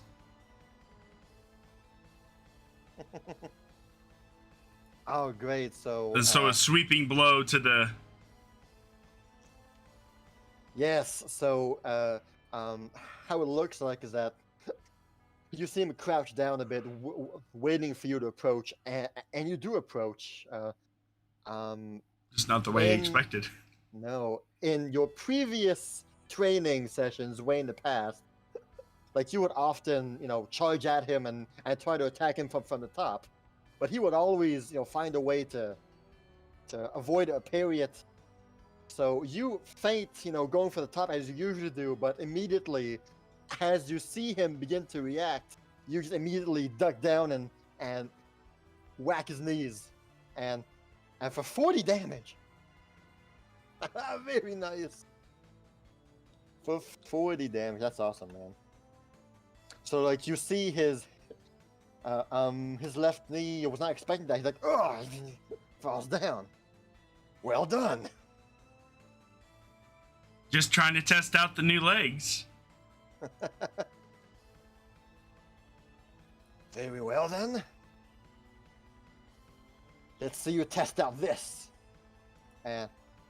And with his greatsword, he finally holds it in two hands, and he does a maneuver that you are not used to, and he attempts to disarm your Morningstar. And if I'm not mistaken, that is a athletics check. You don't often do this. Okay, disarm. That is a athletics, yes. Athletics, and that is against your fortitude, a reflex. Okay. So, what is your reflex bonus right now? Like, don't roll it. What's your bonus? 13. 13. So your DC to avoid it is 23. Oh, Of course.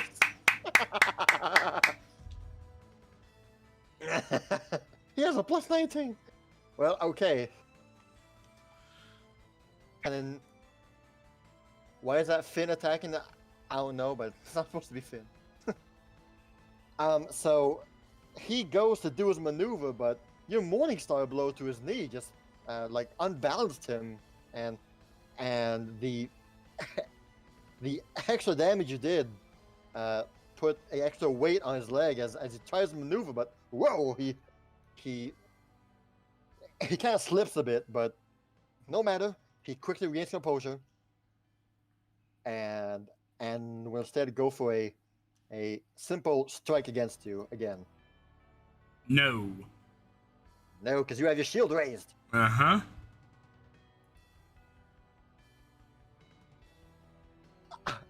That's some good AC, man. All right. Let's see what you got, Zaya. I will return the disarm action. Oh! All right, so roll me your athletics. She smiles at her master.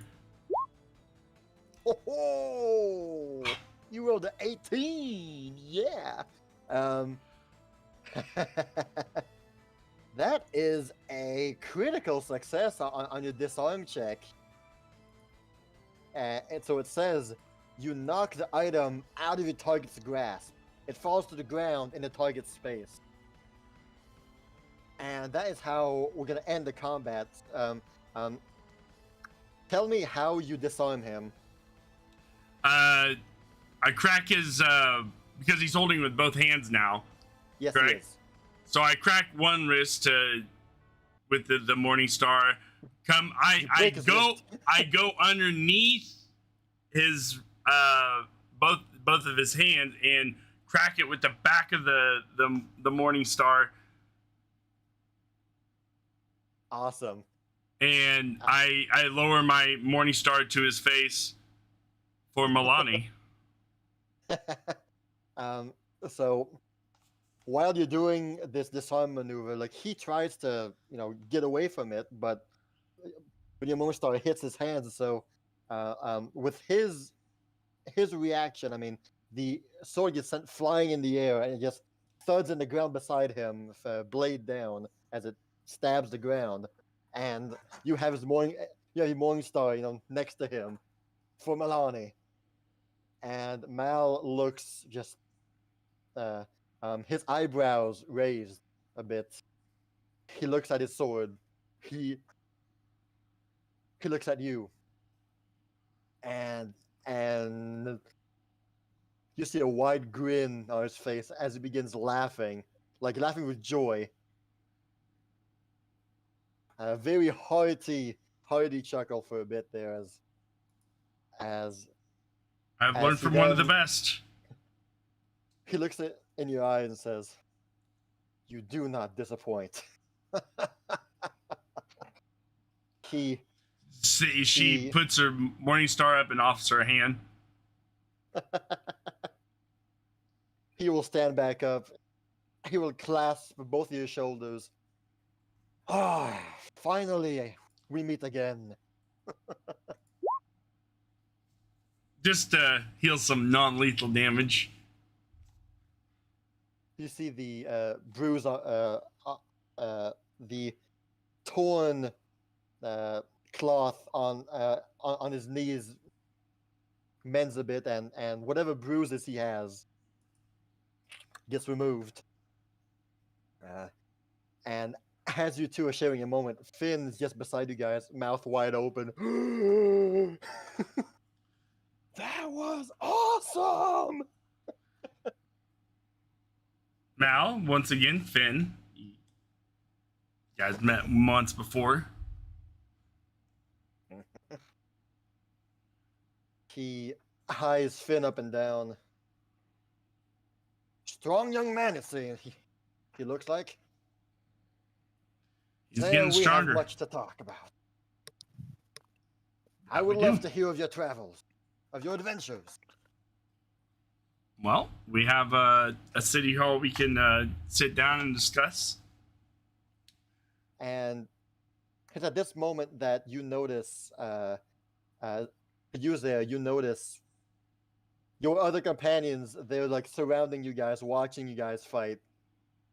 And while this is happening, while they're fighting, what are you guys' thoughts on what's going on? Emma's clapping.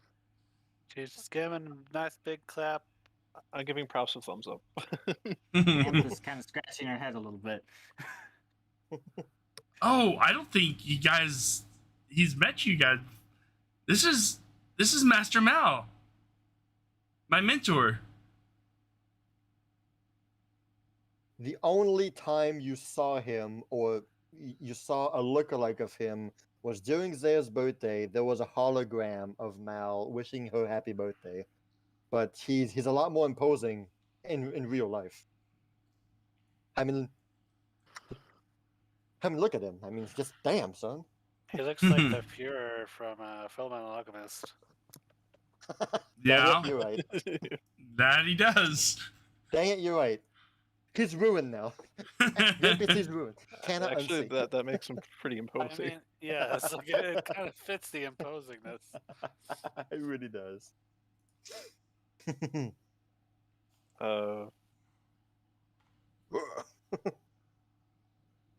I think that's the first time I actually bested you.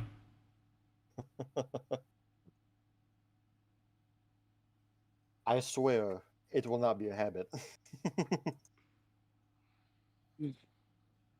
May we each grow stronger. Especially you. So he's in town for a bit.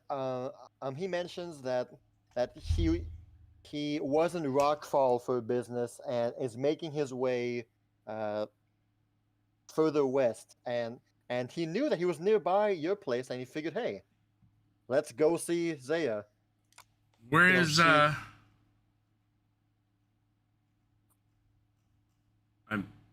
I forget his wife's name. Hold on. I forgot it. Derp, my blank.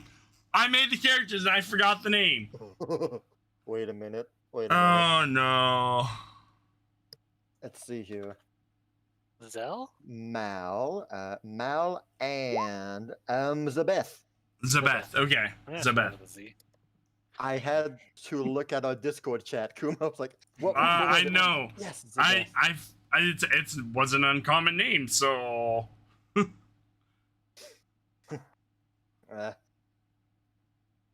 He mentions that they were in Eastwall for business, and their next destination was near Port Meridon, but Mal had to do a stop by Rockfall for a special task, and then like they would meet up near Port Meridon again. So he's on his way to Zabeth now. I hope she's doing well. I miss seeing your face. You should be able to see her soon. Once we are done with Port Meridon, we should be heading back, and I see the progress you've made. What are your plans after Rockfall? Or That we shall see once I am done with Port Meridon. The conclusion to my task over there determines what's next, and also what's next for you. she nods. She motions because I'm guessing Jill and her brother Charles, yeah. watched the fight too. Yeah, they were there like, oh, damn, so this is how a true warrior Milani fights. Jill is fangirling on the other end, like, wow, a true level 20 warrior Milani. Amazing. Emma chimes in and is like, "Oh, you're going to Port Meridon. What you doing there? You don't mind me asking?" That's right. Young Emma. Yes. I have business with the warden over there. The warden, eh? Hmm. I see. What justice will you bring to the warden? Or It would seem that there was recently what you call a prison break. Oh no. In Yes. Port Meridon? In the surrounding areas, anyway. That's- I cannot divulge too much details, but I have been called to see to the situation, and perhaps there will be something for you as well, Zaya. Raises her eyebrow. For now, though, worry not. For now, I am hungry. Ah, we can whip up some food for you. Kireji looks over at Amethyst for a second, like, gets that gleam in his eyes, like, I'm gonna go bake something. Are you Muffins. hungry right now? I've got these nice berries. No. You hear, Kireji, you hear Mal speak. You know, he says he's hungry, and says that he's the only thing left from his travels are simply these raspberry cookies. I mean, sure they're good, but they don't fill a man.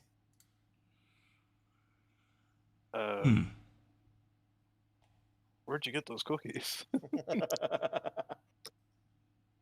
I have signed a non-disclosure agreement to not reveal where I found these cookies. I signed the Fine. NDA. I think I understand. Yeah, me too. So Wait a minute. What's this about muffins and cookies, Warren?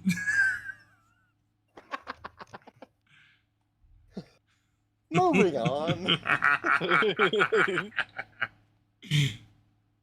During the meal, Mal will ask you there to tell him what's happened in the last few months. Like, where did you guys go and what did you do?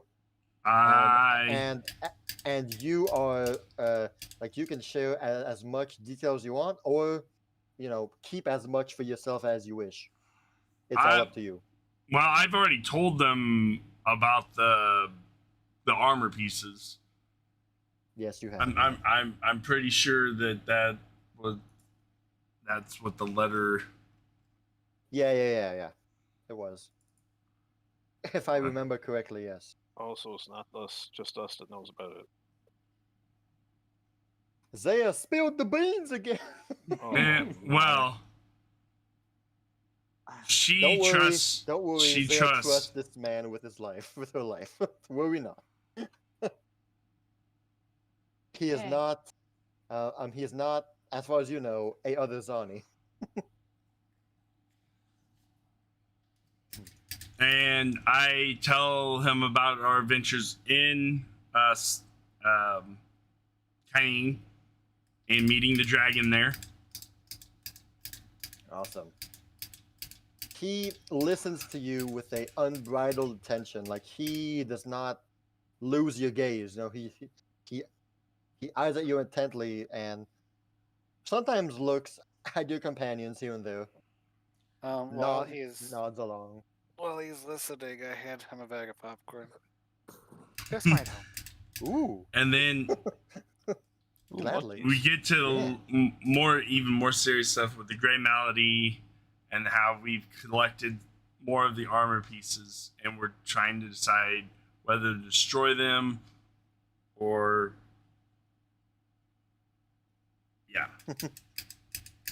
And as you are sharing this, all of the other villagers, the maids, the girls, they're all shocked.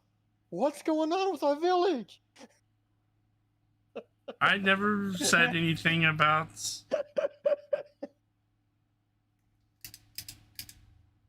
I'm kidding, they're not there. Okay. Because I thought we were having this meeting in City Hall. We're harboring this demonic armor here in Celestra. Yeah. Clubsy, what does that mean? What? Are we gonna die? No.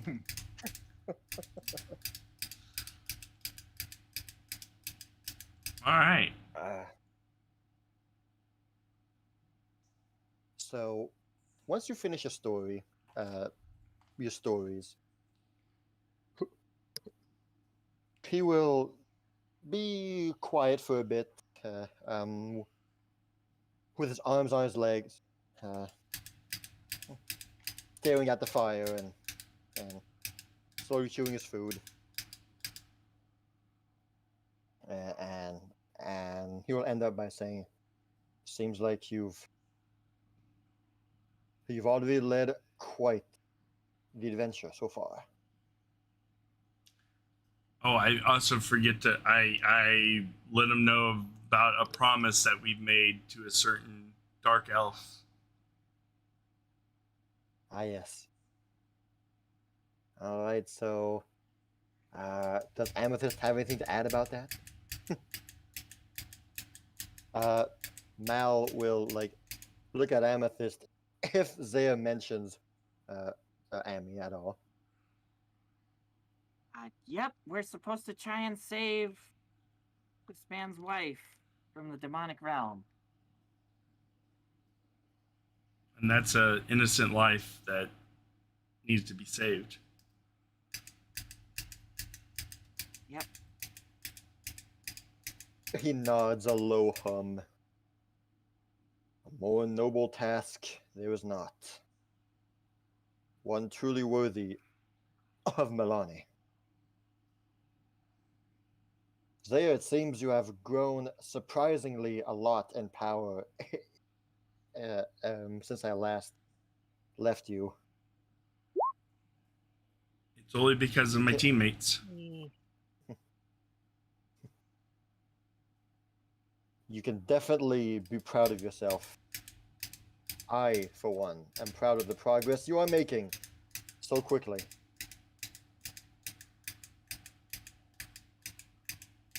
And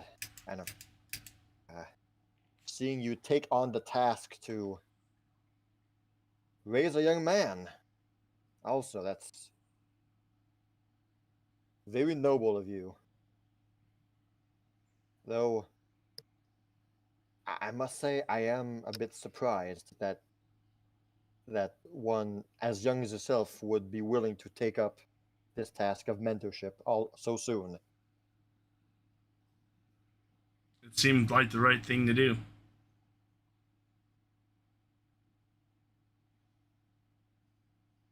He nods. Sometimes Milani has us do things that we ourselves would not think we would do. Sometimes Milani chooses for us, no? Sometimes.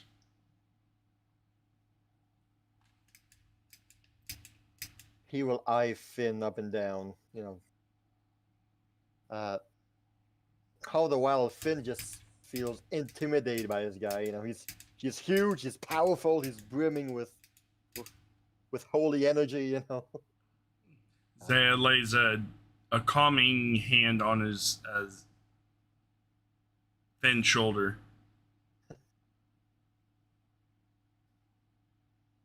He then says to you, Zaya, and points at Mal, "Am I gonna be like him later?" If you eat your vegetables. It's quite possible. And these berries. I love these berries.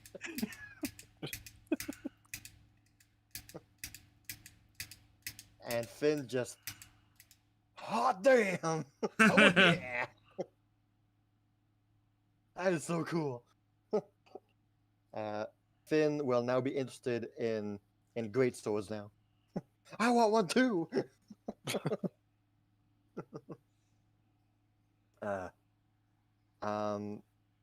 So the time passes with him. You two speak of a few things, and of course, Jill and Charles will also be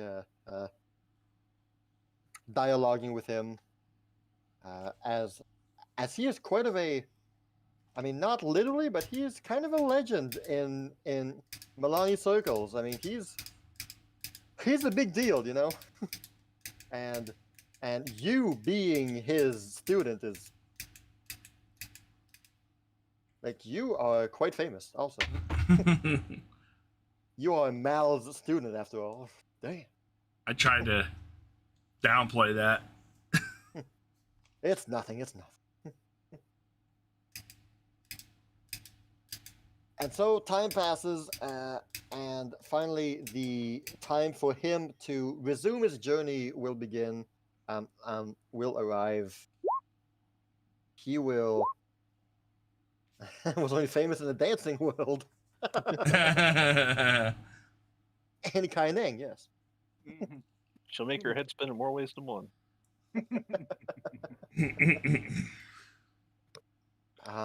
And when he is ready to leave, like he will have a moment with you, Zaya, and will say, "You have progressed far and have done many things. Though I must remind you that first and foremost, you are a champion of Milani in training.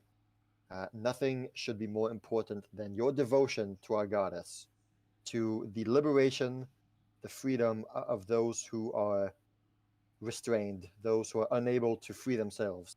That is your first and foremost duty. The companions you choose to walk or to be around should be ones who push you further towards that goal.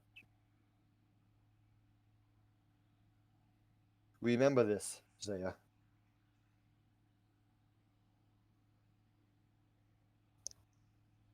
Once I am finished in Port Meridon, you will hear from me again. I will give you a task that you must complete. Am I understood? Zaya nods. It will be of utmost importance for your training as a true champion of Milani. This is what Milani asks of you. Be faithful and do not lose sight of our true goal. He clasps both of his hands on your shoulders, nods at you and smiles. You are becoming a fine, strong woman. You have my pride.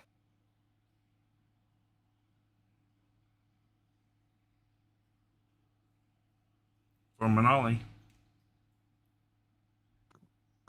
This would be a great time for Alice to show up. Yeah, it was. Please don't. Did someone say another hunk of a man? Well, now I feel he's too much for just me to handle. Hey, Emma, come over here. Oh my god. I think you want to be grabbing Zaya there. All right, look at the time. Let's go. Bonks his morning star on Alex's face anyway. Hal's just had to retire for the night. As he's about to leave, he will then kneel down towards Finn. He places one hand on his shoulder and whispers something that only Finn can hear. Finn has his eyes wide open and just nods as though he's in trouble. And Mal will nod again, stand back up, readjust his armor, and will look at Zaya and the others. Milani's gaze watch over you all. May Milani's blessing follow you and keep you safe. Take care on your travels. May you all be a friend to the captive. And he will then resume his travels. What did he think of the muffins? Let's see here. He's like, No, I mean, he's they're more- good. They're good, but He's He's coffee not- guy. he a likes cookie guy, tea. yeah. He likes tea better than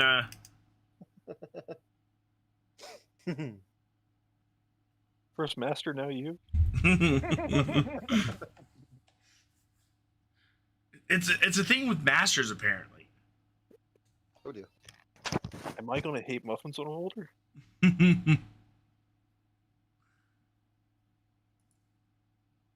All right. Looks like he had to step away for a bit. Yep.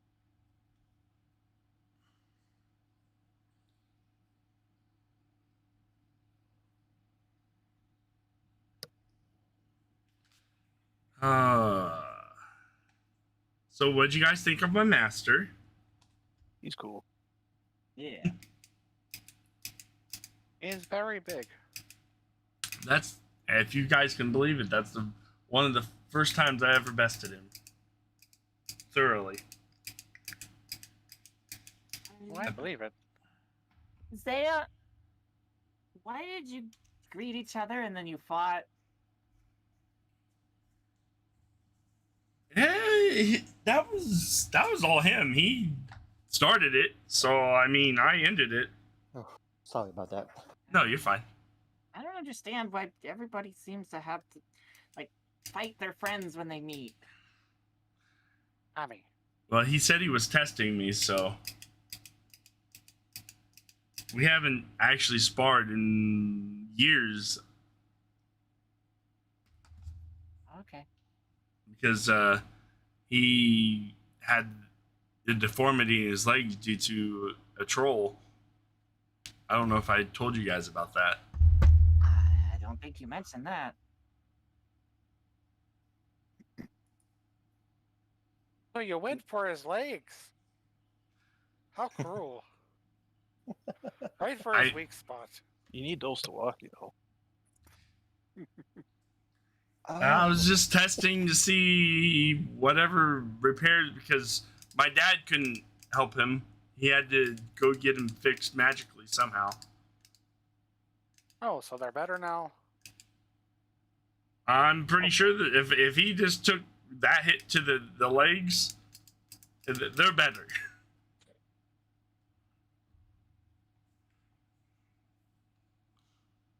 So,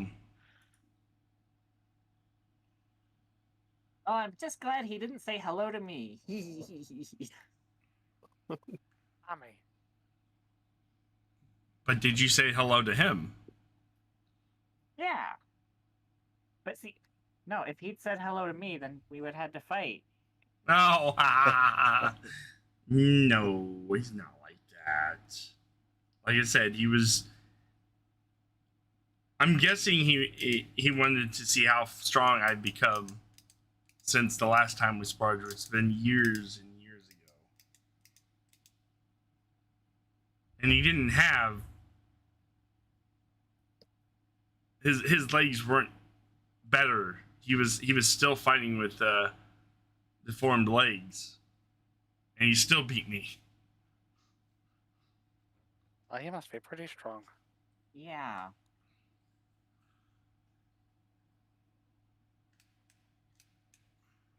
Well, they wouldn't call him master if you weren't incredibly strong, at the very least. You know all about that, Kireji. Ow. Zaya's kind of sighs and looks up to the. It dark. Is it dark now, or is? We're in the evening, yeah. It's evening time, yes. And you can all just see her thinking.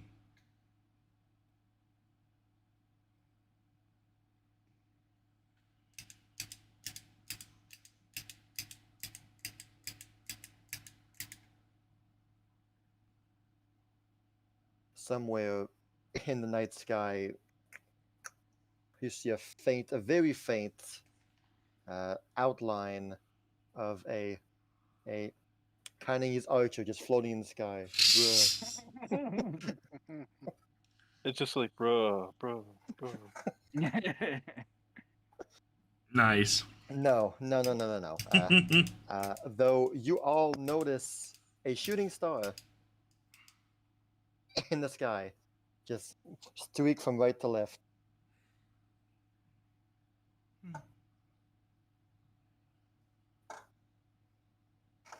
The hell? Way to ruin the moment. Say it's like, we're being attacked.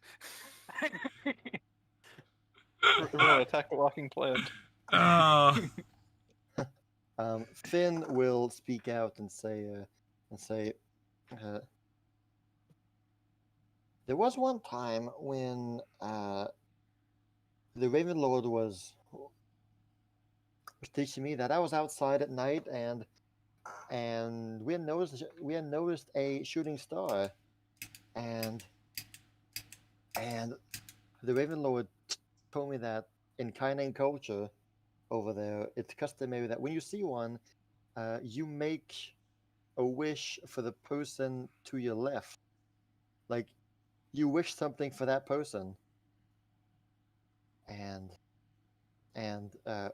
if the fates allow, then the wish for that person will come true.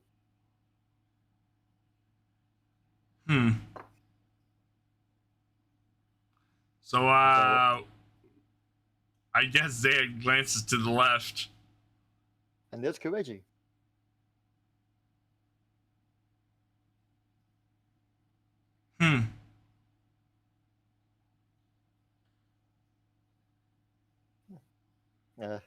Finn looks at Amethyst. Who are you again? We never really talked, did we? No, can't say that we did. Who's Tama's left? Now, who's moving the characters? Hold on. Get back there. Oh, Zaya's right there. Okay. You get back there.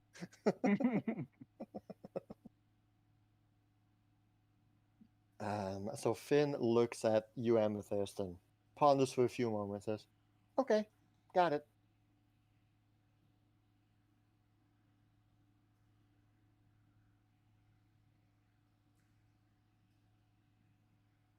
How old is Finn?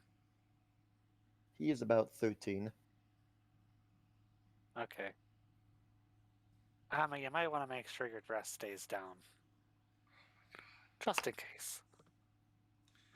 I'm sorry, what? If you see some Pause. wind blowing, just... Wow. What are you doing? Just pay no mind.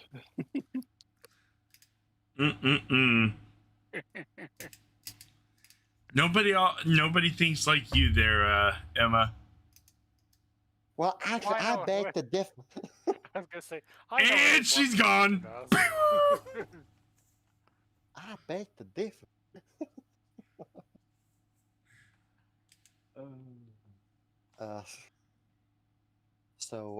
Zaya would make a wish for Kireji for Finn to Amethyst, Amethyst to Emma to Zaya. Okay.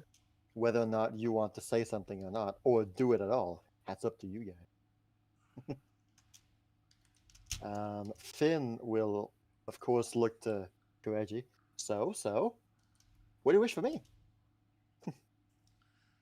I'll keep that a secret. Ah, fine.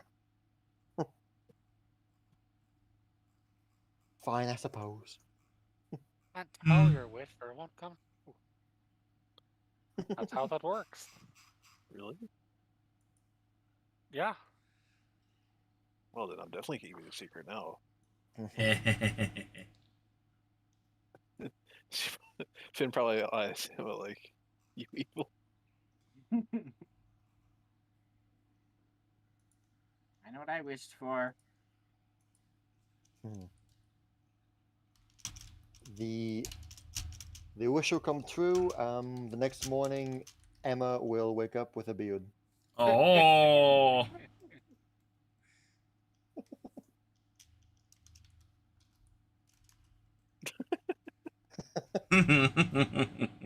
Justice.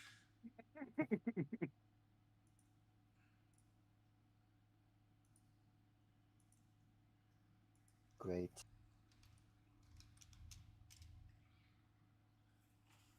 So as far as I am concerned, we should be able next session to begin with Urel's teleportation circle is ready. All right. That would be how we start next session. Ready to leave. Awesome. Should there be something else that you four wish to do while you're here? Well, what about that last event? Yes, I will be writing that up for you guys tomorrow or soon. Okay. Yes, thank you. It'll just be three words. We done goofed. Now the noble is taxing us now. All right. Oh boy. Well, thank you guys for the game tonight. I appreciate it. We gonna try it for next Tuesday, or are we gonna try?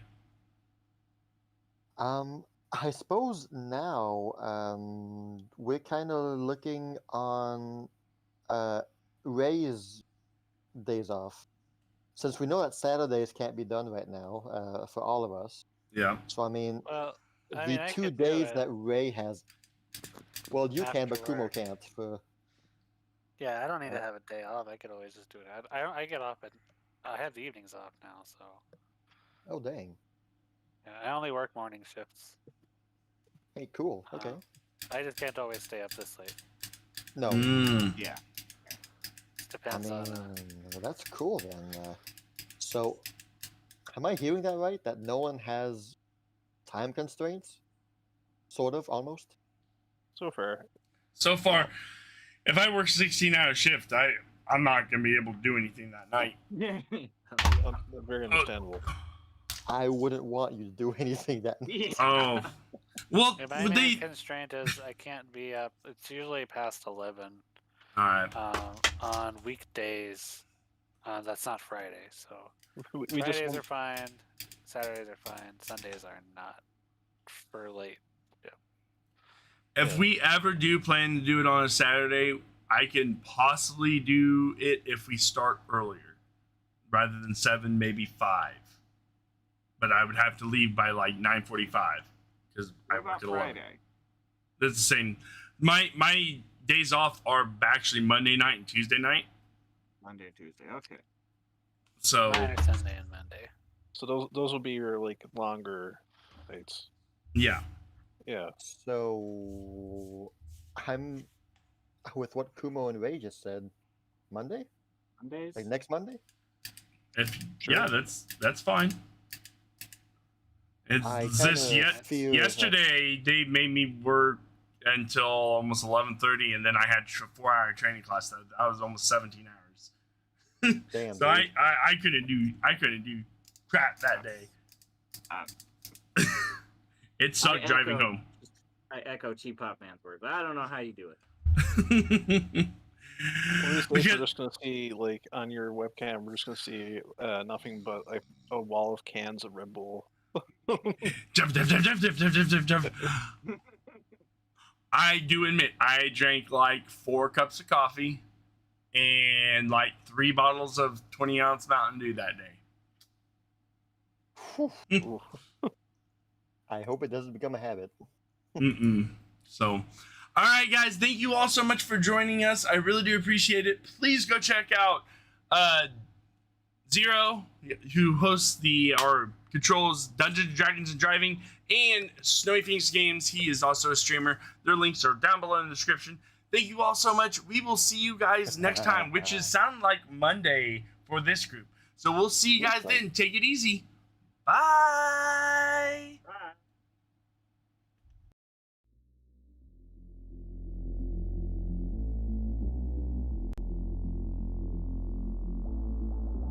When the night is over, my life is over. 'Cause I start thinking again about our time together. When the night is over, my life is over. 'Cause I start thinking again about our time together.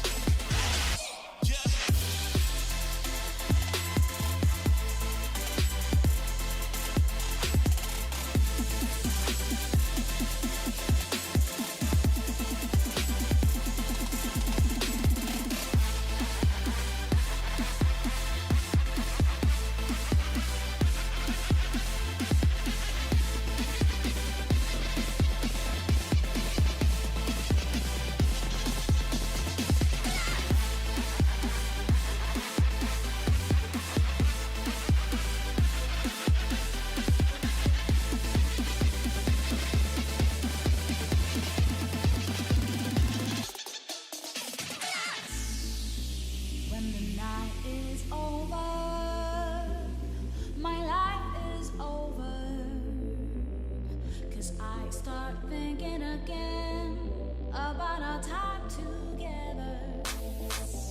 When the night is over.